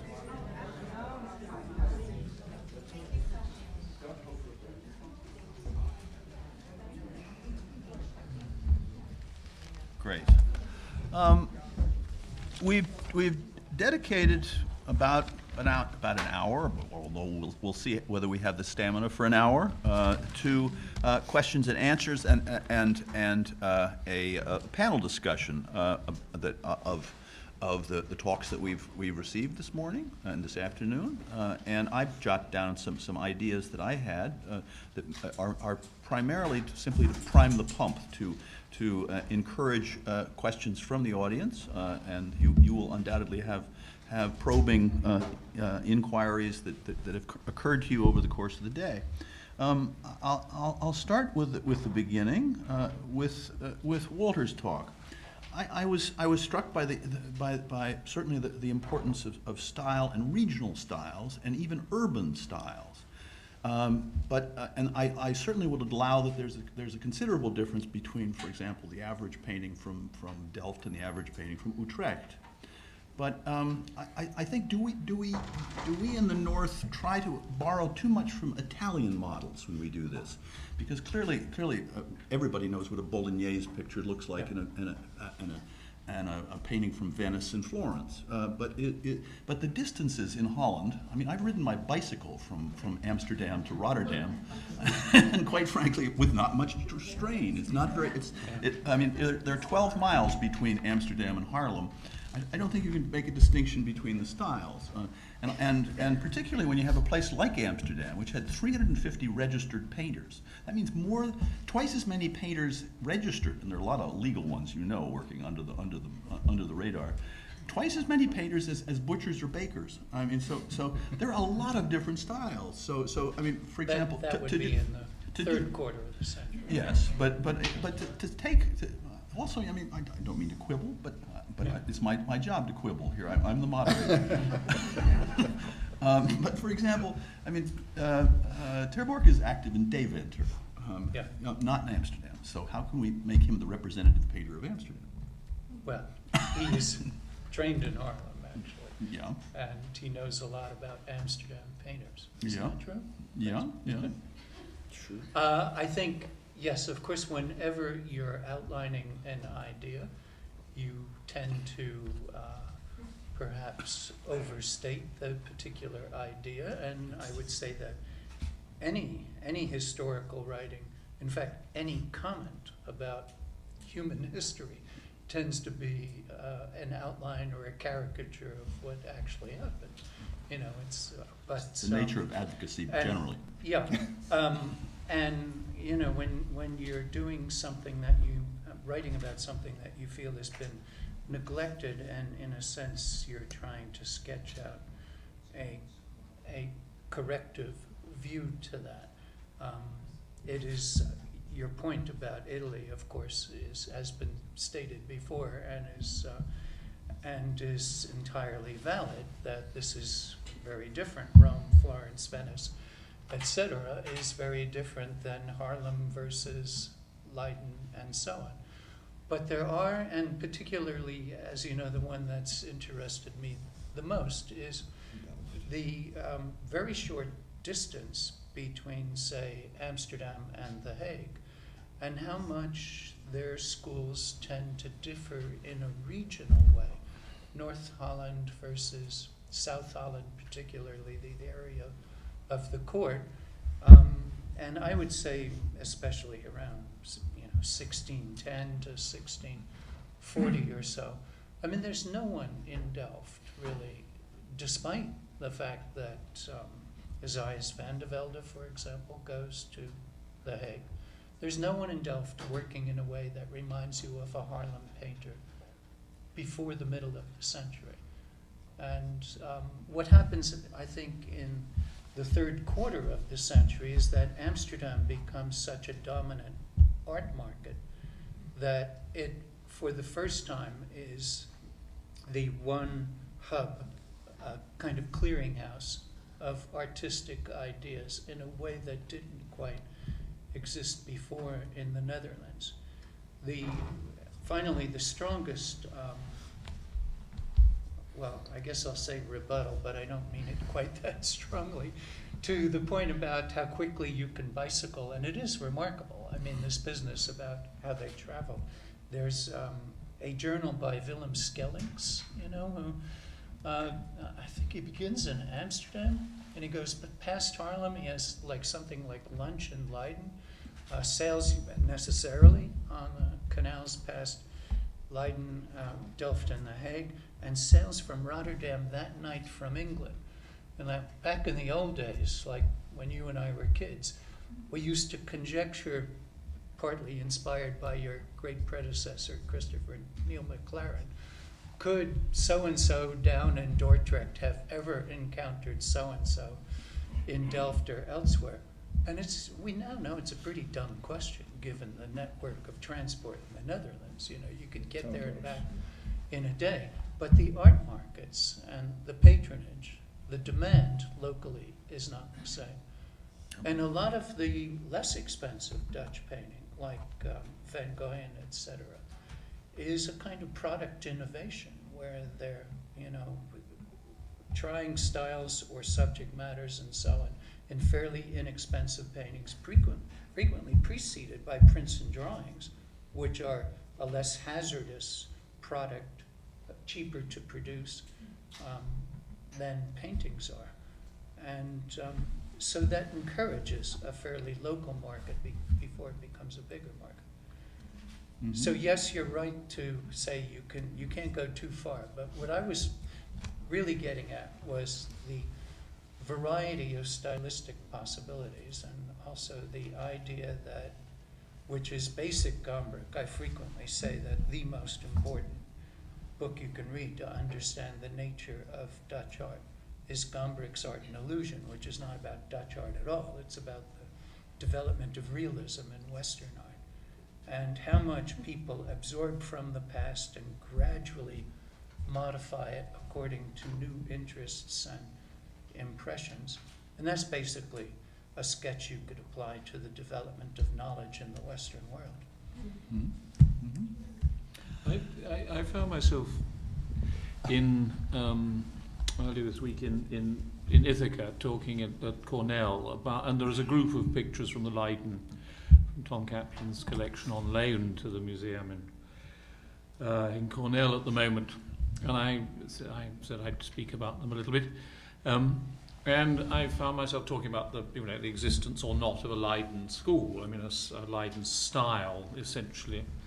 And I found myself saying, as Peter has just done, well, it's quite unlike the situation in Italy. And I said, not really thinking very hard, compare, for example, the situation in Parma. Correggio, Parmigianino, Bedoli.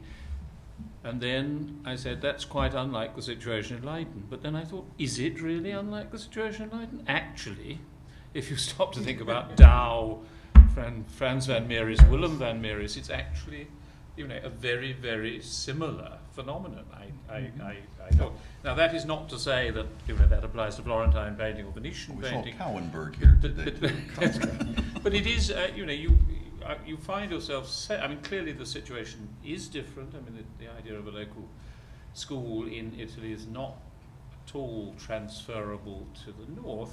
But if you think about a situation like that, it's not actually as distinctly Leiden, I different. think, is actually rather parochial in a way, going back to early other. But then, you know, land use Harlem at a painting. certain moment, I mean, there is a Harlem landscape Yeah. style, as Fritz outlined. I mean, there are moments when, I mean, as you say, the great exception is Amsterdam, which is the That kind of Harlem melting style could have spread around the country, but it Yeah. doesn't make it to Utrecht, for example. No, Utrecht has always been somewhat, Yeah. for whatever reason, somewhat But it's not isolated. distance that made No, it no, it's that not the way. distance. No. Well, So there.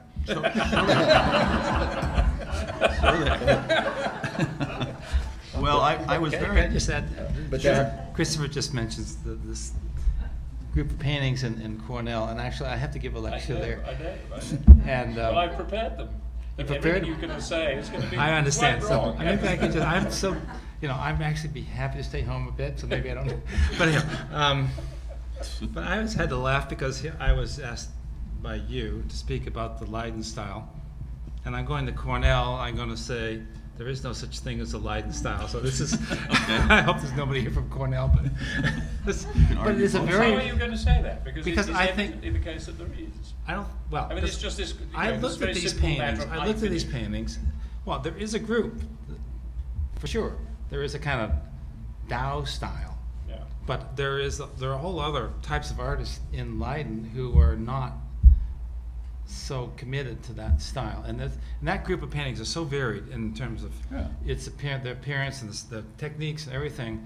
And I think we it's a little bit. You're saying we oversimplify Yeah. life in order to say there is a Leiden style or Utrecht style. And this To you- teach undergraduates, you oversee. well, no, for anybody. I mean, I teach myself. I mean, we always need to work from some framework that we can grasp and get our hands around, and then we can sort of nuance it. But you need to start someplace with a core something, and generally it's a somewhat simplified something of the reality of life, for sure. But Tao is such an eminent figure in Leiden. I mean, there is no doubt of his astonishing fame. I mean, the whole idea of Queen Christina reserving the pictures. I mean, he just is a huge international figure, and clearly he does dominate as far as the situation in Leiden in a way that it's difficult to compare with another art. Well, that's I true. think the Tao style, the idea of Tao style, So it's a being Tao. the Leiden style, is more or less reasonable to argue. Well, it is. Thank Yeah, you. it's reasonable. You're As leaving. far- as You're far leaving as the Jean- country, right? You're going. As far as genre painting yeah, is okay. concerned, Yeah. as far as genre painting, and that's only one of many types of paintings. Not much. Ike. I'm allowed to make Sure. an observation. If I think of Dutch paintings, I do not think so much about styles, but about themes. And if you think back 300, 350, 400 years, there were thousands. You might have to speak up, Ike. There were thousands of artists. So only a few of those. Oops. I may join you. Ike van Otterlo, Distinguished Collector. So, where was I going with this? There were thousands of artists, all of them trying to make a living from painting, and only a few of those, a relative few of those, have been vetted over time or through the times to survive today, to be well known. And it's interesting if you go through this wonderful exhibit in the Bruce Museum of the whole book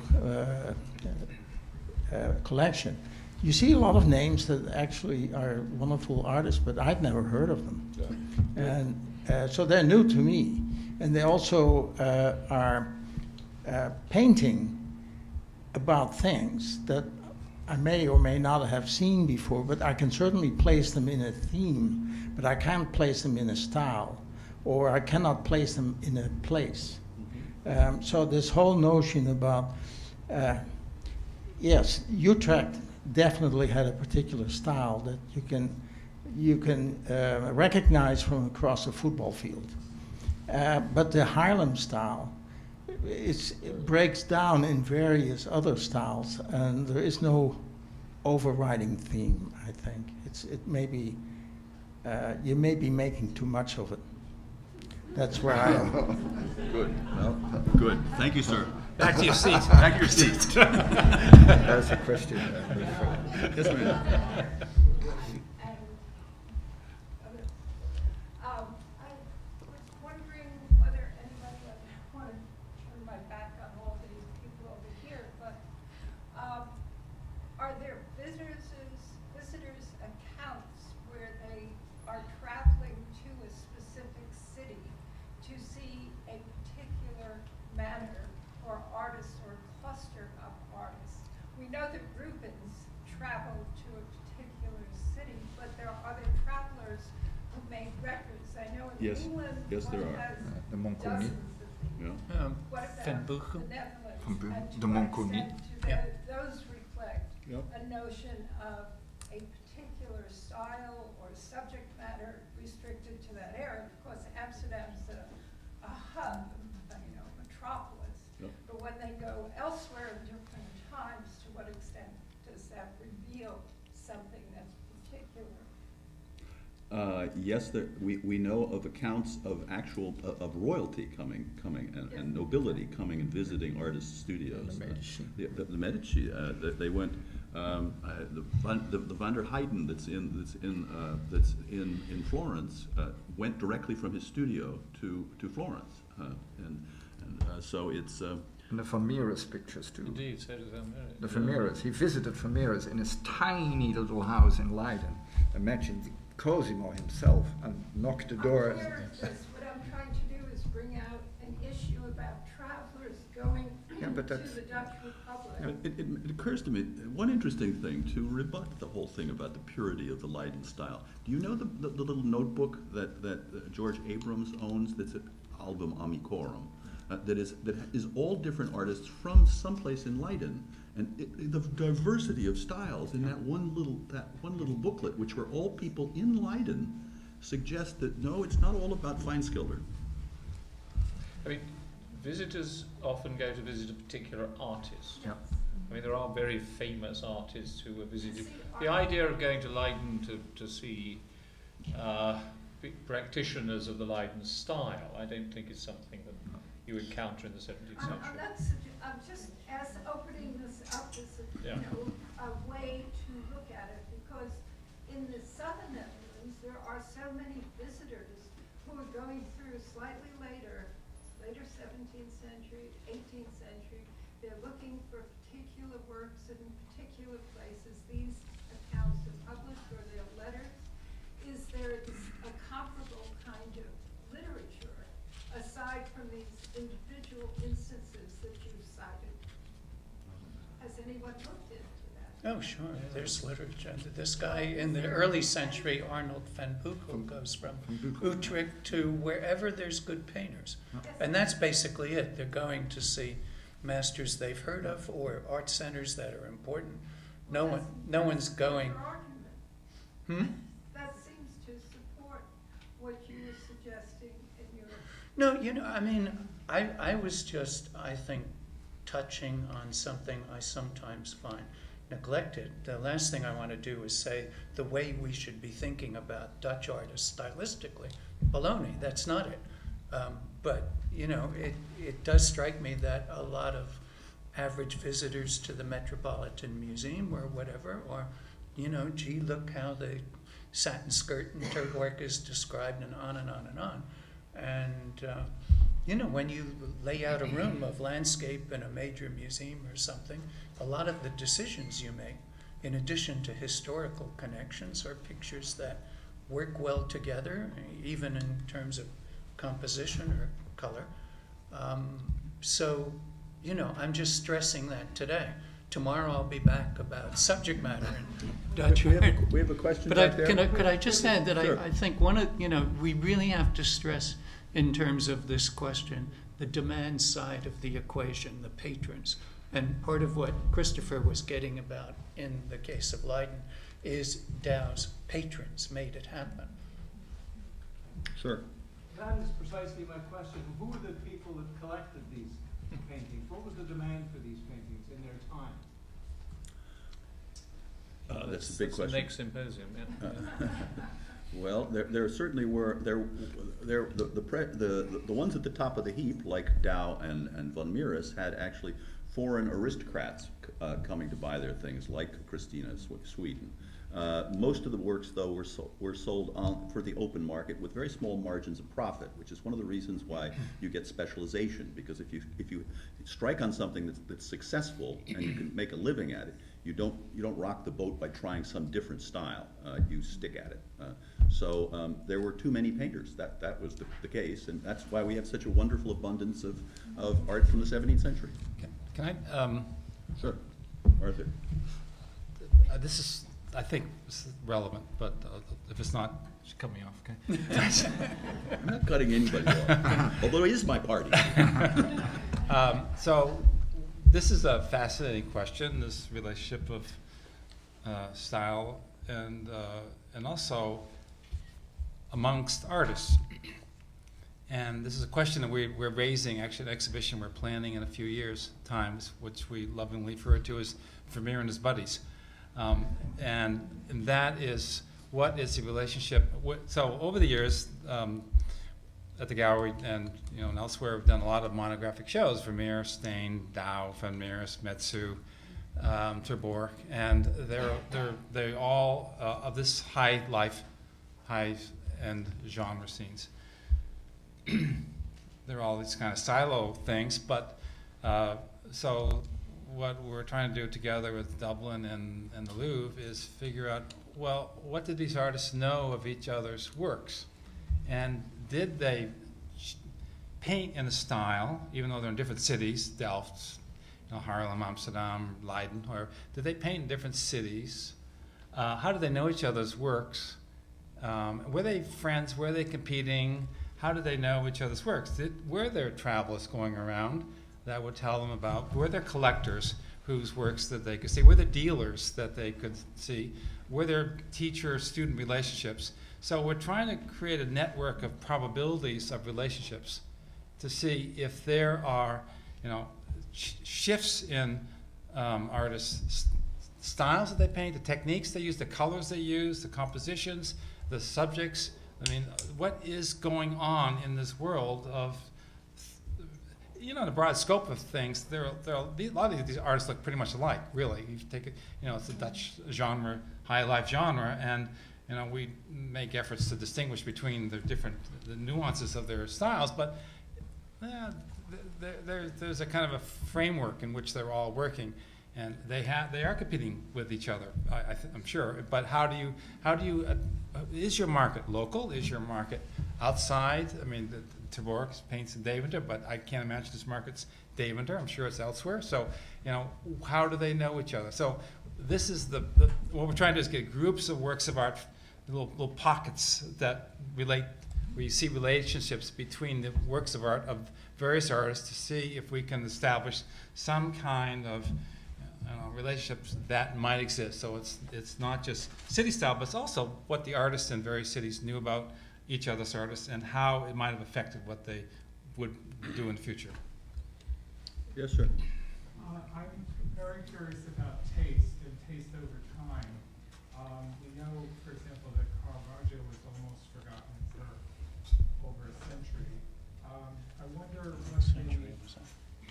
what the significance of taste is for these Dutch and Flemish artists locally as compared to how they fared internationally over the last 3 centuries or 4 centuries.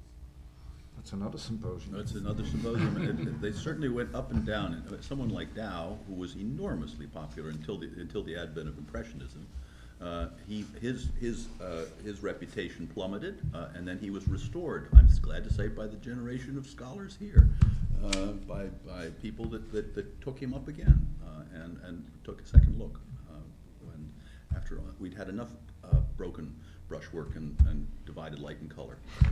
But it's very telling that in the 1920s and 30s, the German museums, particularly Munich, sold off most of their Gerdaus. They did have too many, didn't they? They did have too many, so that was a very wise decision. But I mean, we cannot imagine now anymore that they. I mean, really, they sold quite a number of them because Dao was nobody. Did taste change as it did internationally? Did it change the same way in Holland and in Flanders? Yes. It's surprisingly similar. The Dutch attitudes toward Tao were pretty comparable to what we'd see in this country. I mean, Kalp's another interesting case of changes in attitude. I also think that there's interesting that there are some artists that become suddenly fashionable because of contemporary art. So, for example, I think the reason why Koenig suddenly became interesting is because we understood abstract art, and his great panoramas were seen as somehow, I don't know, proto-Rothko or something like that. But I think that you touch on a very interesting subject, because there are certain moments in history when a sort of canon of taste is established, and clearly in the world we're talking about, a key moment is the early 19th century. I mean, is Smith in the early 19th century. John Smith was a London dealer who wrote a catalogue raisonné of the works of the Dutch, Flemish, and French painters, which was published in... The title says the most important. The most important, exactly. That's which was published in what, in 12 volumes? I can't... Yeah, I mean, yeah. And that does establish a canon of taste, which dictates taste for a very long period of time.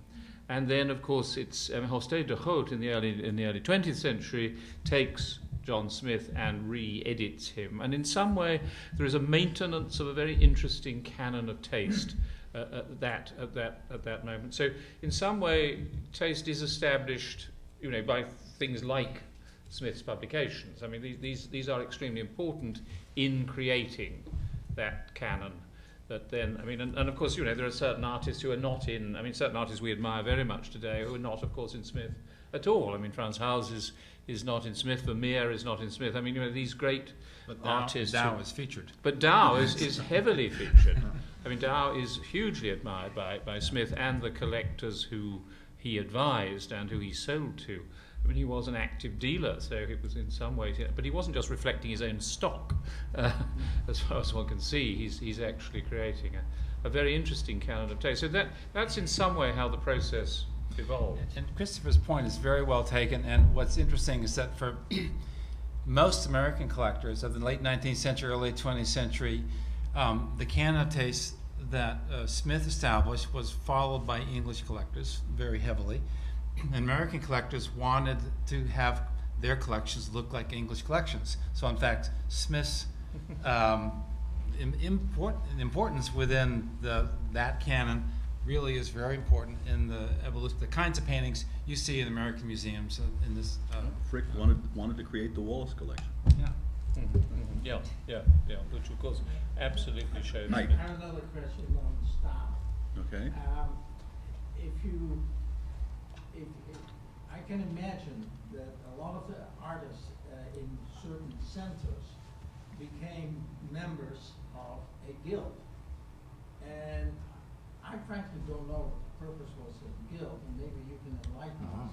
So were they designed to exclude artists, or Yes. were they designed to compete? They were designed to control your market. Exactly. And control the education of young artists. But that might then also imply that it was designed to protect certain styles. Yep. Yes? Probably. Yep. I don't think so. I would say no. I said I no. think so. I think so, to a certain degree. I mean, it might have that effect. Yeah. I don't think it's actually it's I almost. don't think it was the intent. The intent was mostly to control the market and make sure that those guys from the neighboring town didn't sell their pictures in your town. That's really what it's about. That was a quality thing too. Yeah? That you wanted your own artist Right, you in had- your town to be well-trained, to Right. maintain the And quality. they of- had to present a masterpiece, hence the word, to get to be a master. Yes, ma'am.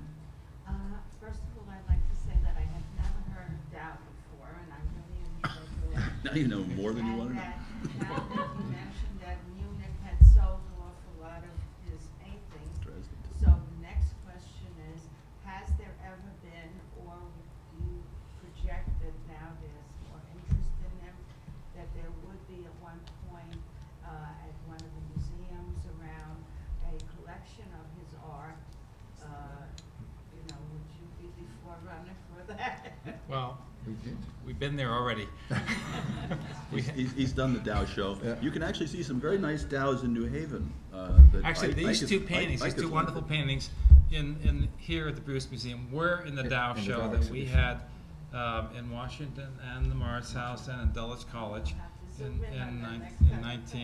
2000 or 2000, what, 1995. No, later. That long? No, No, no, no, later. it was later. Nine six. Had that, Later than that. did they contact the people that had,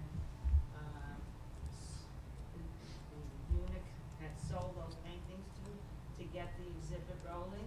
Do you No, know? no, Oh, no, they were already Well documented. well documented, and those paintings are often in in museums. museums. They've been acquired by I museums. mean, Rotterdam, the Museum of Rotterdam has two Dows that come from Munich. And We do too. This We have happened one. quite some time ago. Yes, ma'am. Now, I The had Munich several sense. questions. One was on this question of taste. You mentioned that one of the Dows was being sent off to Catherine the Great, that has been lost.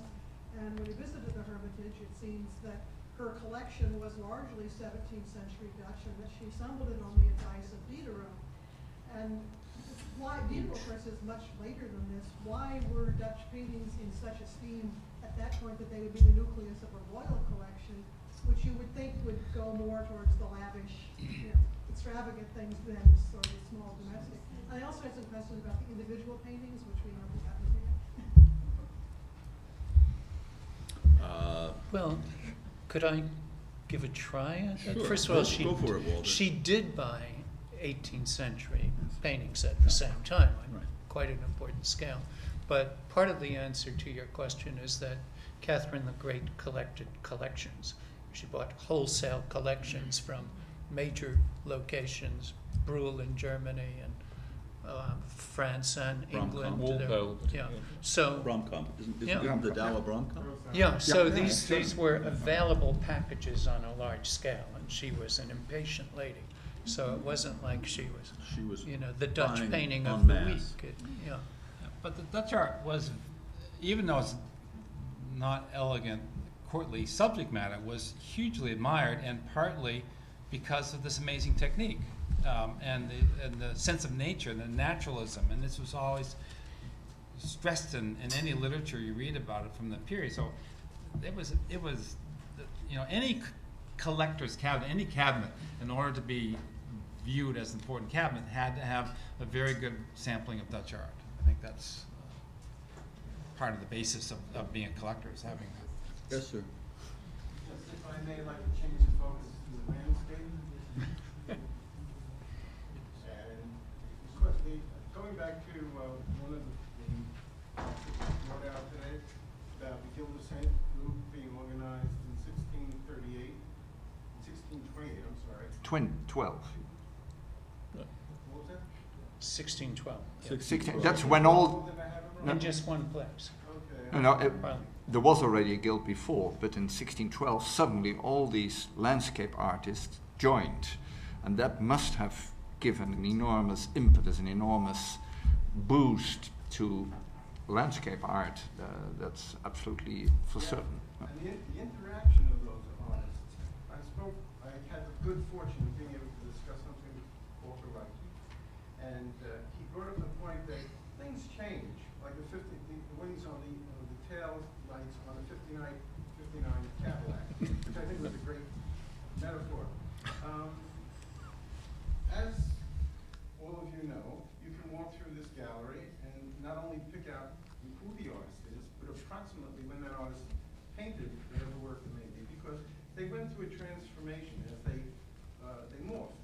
year to year, and then styles changed and people wanted to hang maybe different things in their houses. But at some point, it had to reach a saturation point because each artist had their own formula when they painted, say, a landscape or a seascape. They had a formula. The leaves, the way the geometry of it, the colors, the palette, and so on, were distinct to that particular artist. At some point, by the time the middle of the century comes about, it would seem that a saturation point would have been achieved, where they ran out of ideas, they ran out of things, and that left a big question mark as to what will follow. And that's where I brought up the point about landscapes. If you'd like to talk to that. Me too. You're the landscape guy. Well, as I tried to explain, the possibilities were almost endless, and well into the second half of the 17th century, they were developing new ideas and new kind of landscapes until, I think, after 1665 you see a certain decline. That doesn't mean that after that date there were no, I mean, if we think of Habermas' middle harness picture, which is, 1680. It's in 1680. So it's not that, you know, on a Monday morning, 9 o'clock, suddenly it's over.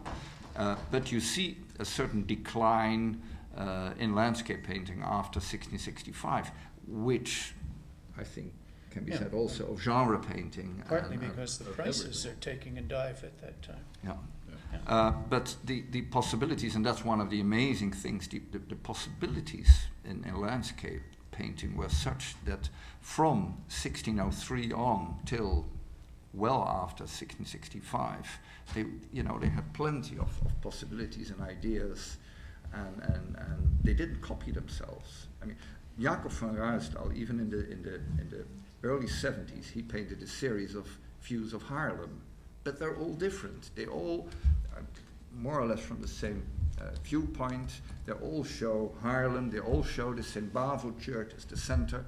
But when you know a little more about it, you would never mix up the Haarlem picture in the Mauritshuis, or the Haarlem picture in Amsterdam, or the Haarlem picture in Zurich, in the Rutschitska collection. They're all so different, and yet they're all views of Haarlem from the dunes. So they really knew to find new ways and new points of view. I think one of the most interesting styles, as it were, in landscape, which raises interesting questions, is the monochromatic style. I mean, this extraordinary phenomenon, really at the end of the 1620s, that colour drains away from landscape, and you have a whole group of artists, particularly in Haarlem, but elsewhere too, who work effectively in a monochromatic style, and that is a style. And I had an exchange some years ago with Jonathan Israel about this, which I found extremely interesting. Jonathan is very, very distinguished historian of the Netherlands, and has written, in my view, the very best account of the history of the Netherlands in the 17th century. Yeah. But being a historian and not an art historian, takes a rather mechanistic view of these matters. And his argument, which it was interesting to think about, was that during that period, because of war, essentially, it was impossible to import into the Netherlands certain pigments. I mean, that actually you couldn't get access to certain pigments that were used, to colour landscape, which is an extremely interesting sort of mechanistic argument about how the absence of certain pigments would affect style. In fact, I think this is not true. But it was quite an interesting idea. It was quite an interesting idea to think about, how this works. So we had an exchange in the Burlington or somewhere, about this very issue. I mean, that it actually, actually the quantities of pigment required and so on were not so great. But it was quite interesting that a historian approaching this problem of of style, which is essentially what it is, would adopt that kind of mechanistic view, whereas actually style is to do with, one artist looking at another artist's work, thinking that's a good idea, and then taking it up himself, and then the third artist looks at those two artists and thinks that's a good idea, and then they start selling well, and then that constitutes the origins of style. I mean, actually, and but I've always thought that sort of, I thought anyway, that argument with Jonathan put this in quite close focus. This whole issue of how a style actually develops. John.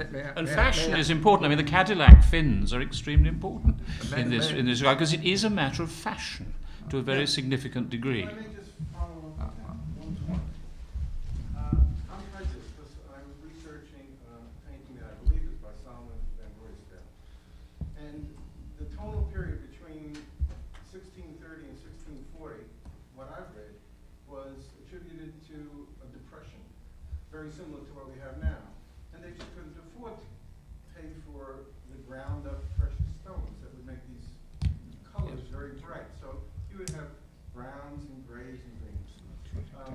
Of course, maybe just like now, the stock market is doing very well, a lot of the people here probably know.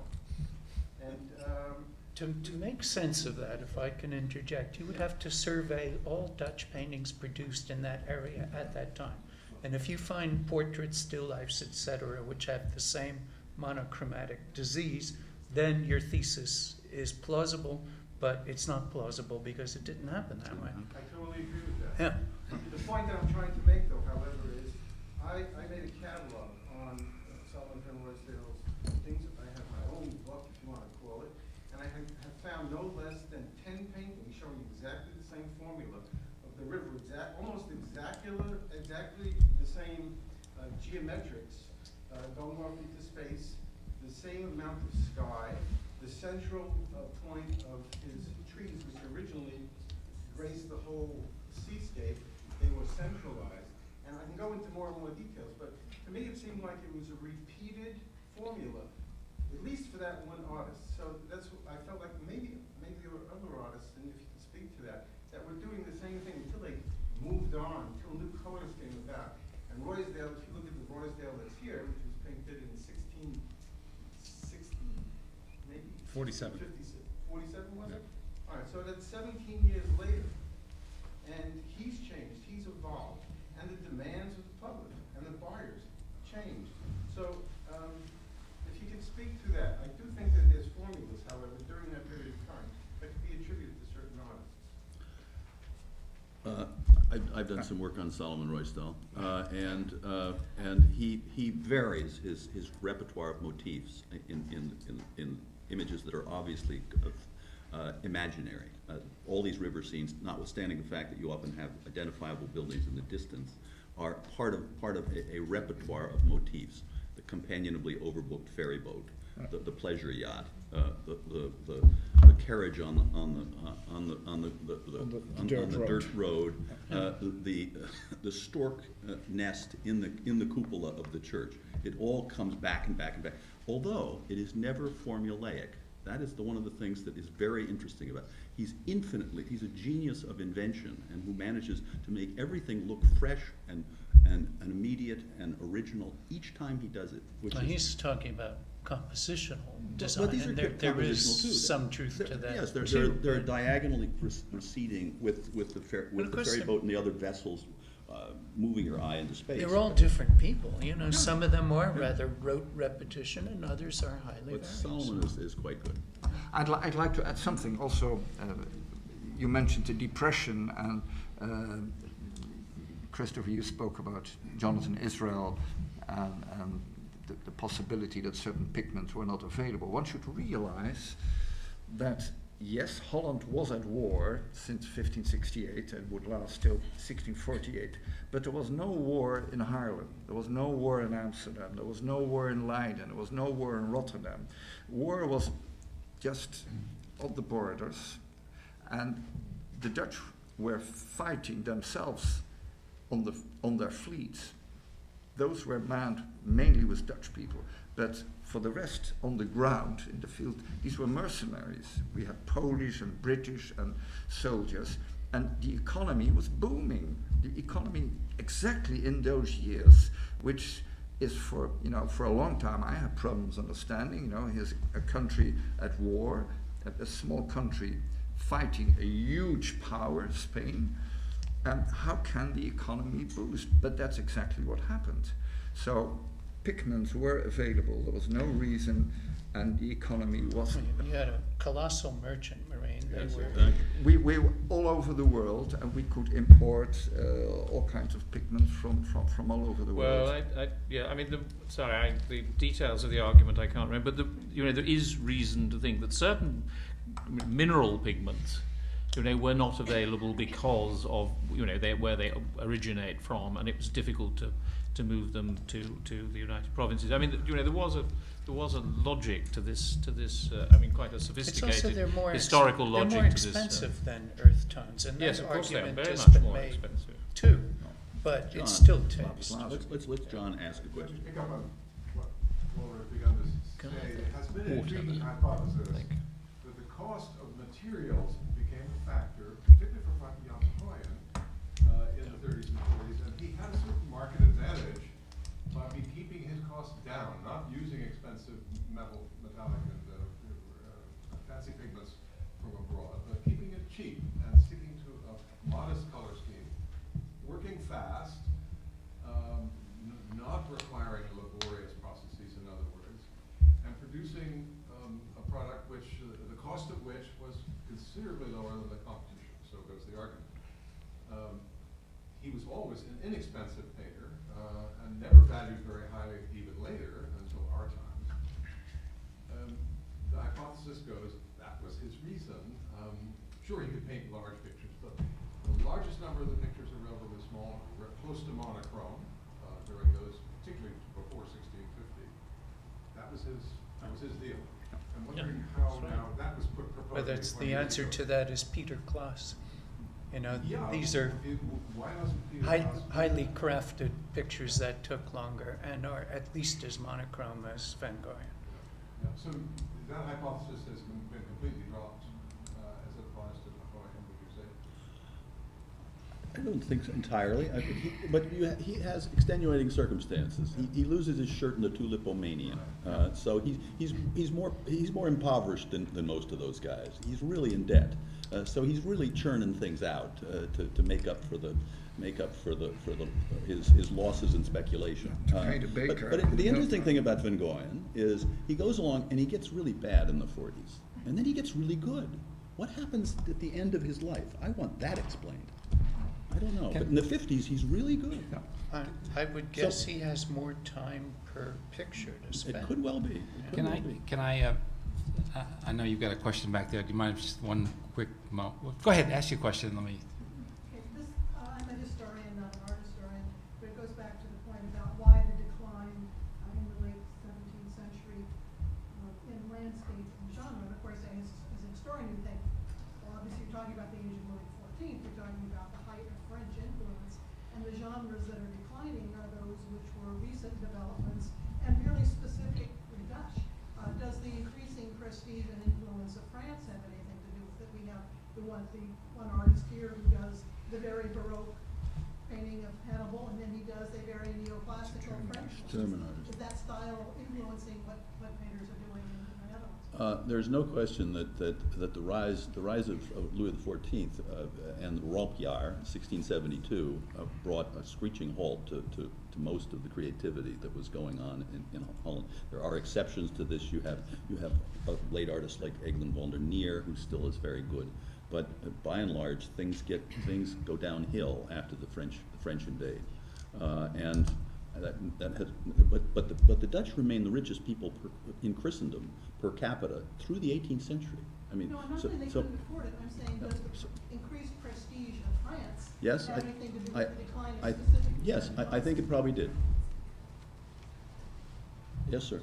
But beyond the impact of French style and French culture during the later part of the 17th century and into the 18th century, there were just wonderfully transformative still going on in Holland. There were the Willem van der Veldes, there was the whole architectural movement. Willem van der Velde moves to England, 1672. 1672.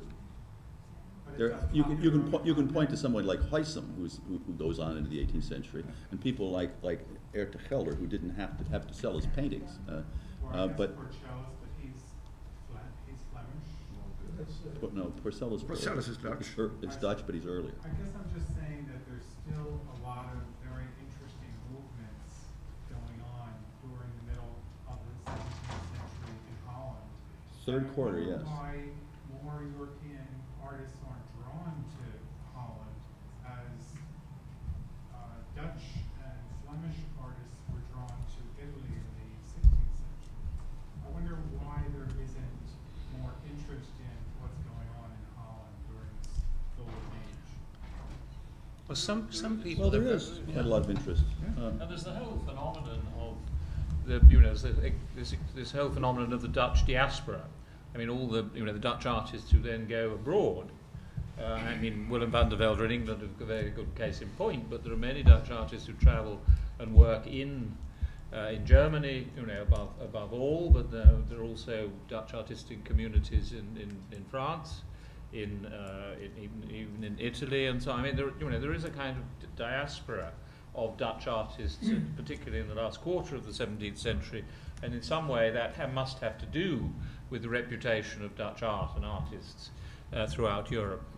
The top end of the market still works pretty well. There are people like Laressa, expensive flower paintings. It's really the middle that falls away, and its unit price is taking a dive. Can I? Yeah. Just quickly, I just want to go back to the monochrome landscape, because I don't want to. I feel like I don't want to leave it where it's left. Leave it lay where Jesus playing it. Right. That's what I was told. Van Gogh made these, and other artists made these things because they would sell. I mean, you have to go back to the idea that there was appeal of these paintings, and that somehow that appeal was now more. What they were doing was somehow more attractive than what had been done before, and I for the collectors at that time, and I have a feeling that change in what these artists were doing had a lot to do with the sense of realism, and that there's something in the appearance of these works that felt more real.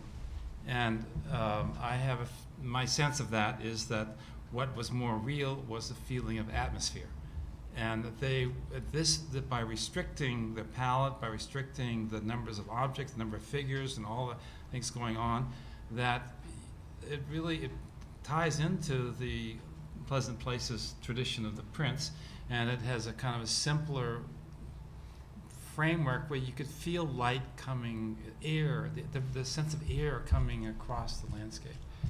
To me, that becomes really central, and I sort of came to this idea, and this was a little way I don't want to, because the camera obscura was brought up earlier, but I just want to mention the camera obscura, and this is a kind of Jacob Constantijn Huygens, who's a very important person in the early 17th century, talks about the camera obscura, and he challenges artists to look at the camera obscura, because in the camera obscura you see nature's paintings. And he describes nature's paintings as these brown images, these simple brown images. And that is virtually the time that it all develops in this direction. And I don't know. I mean, I can't say that they're trying to paint camera obscura images, but that is, when they say nature's paintings, that's how nature paints. So you see an image in the camera obscura, you see this clouds passing by, the atmosphere, and all that kind of sense of life. It seems to be striking a kind of a goal that these artists were aiming toward, that approach to their landscape. But this monochromatic phase is temporary. Oh yeah, it's sure. It is a fashion. It is a fashion. I mean, it is. But I think it came in because it felt real. And it I is think they close. felt I mean, real. Arthur's right about atmosphere, and Yes, it is well, closely related in that to the drawings and prints and even the chiaroscuro Yeah. woodcuts that are done at the time. By the way, just as a footnote, I just note, several, I can't, Fritz and perhaps Walter, you two, talked about the trip that Allard van Everdingen makes to Scandinavia. And of course, in some ways, I suppose it was just not mentioned, but it is quite important to mention that he was sent there, by the Tripp family, to paint. But the Trippen house in Amsterdam has the views of the armaments factory, the Overdoors. But that connection was, well, Alice Davies could answer that even better. But no, that's not true. He went to 1644 when the Tripp family had no connections with the Julita gun, with the gun factory. So what happened? Where is that? Van Everdingen Everdingen went to Scandinavia for unknown reasons in 44. When the Tripp family built the Tripp house in Amsterdam. They sent him back, is that? No. Then they invited him. They wanted to have Scandinavian landscapes with the gun factory, the cannon factory in their house. So it had to look like realism. It tells you again that realism is not realism. So they invited Van Everdingen. At least he had been to Scandinavia. He has never been to Julita, which is in the more eastern part of Sweden. He's never been there, and he based his painting, his large painting of the gun factory, on existing drawings by a German artist who had been there. He has never been to Julita. And it is I'm glad you made this remark because because we love correcting. Because no, I don't. No, let me finish because it tells you again that Dutch painting, is always called realistic. But it is realistic with, It's a plausible realism.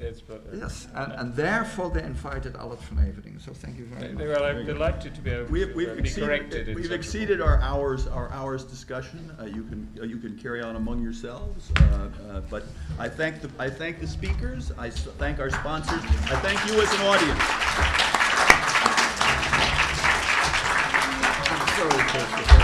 That's a good final point. I'm sorry. So this is one of the legends she excluded, did she? Because it's so striking. Thank you very much. No, thank you for your very good talk. Yes. Thank you. The traditional story.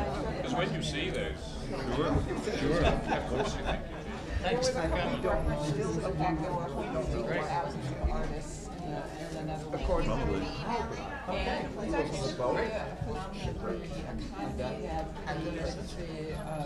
The Dutch were wealthy and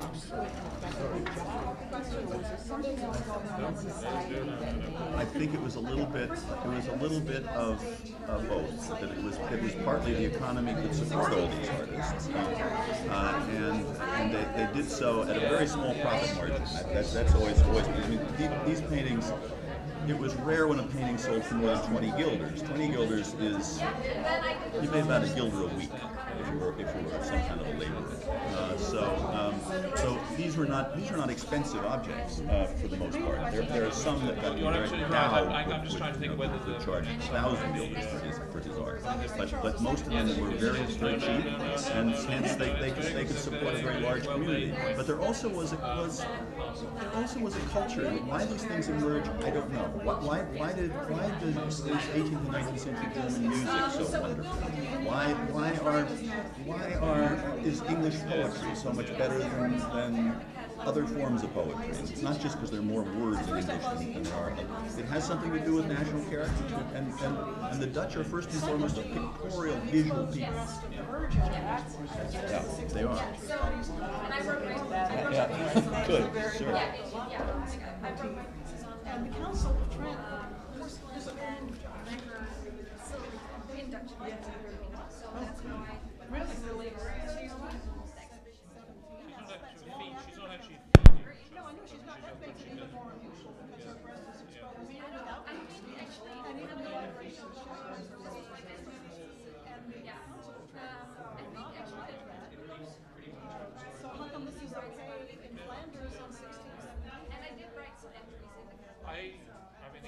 aspect of that that I was struck by was looking again at the picture and realizing that the angel was wearing what must be a kind of dalmatic. I mean, it's clearly the graves refer to the Eucharist. Yes,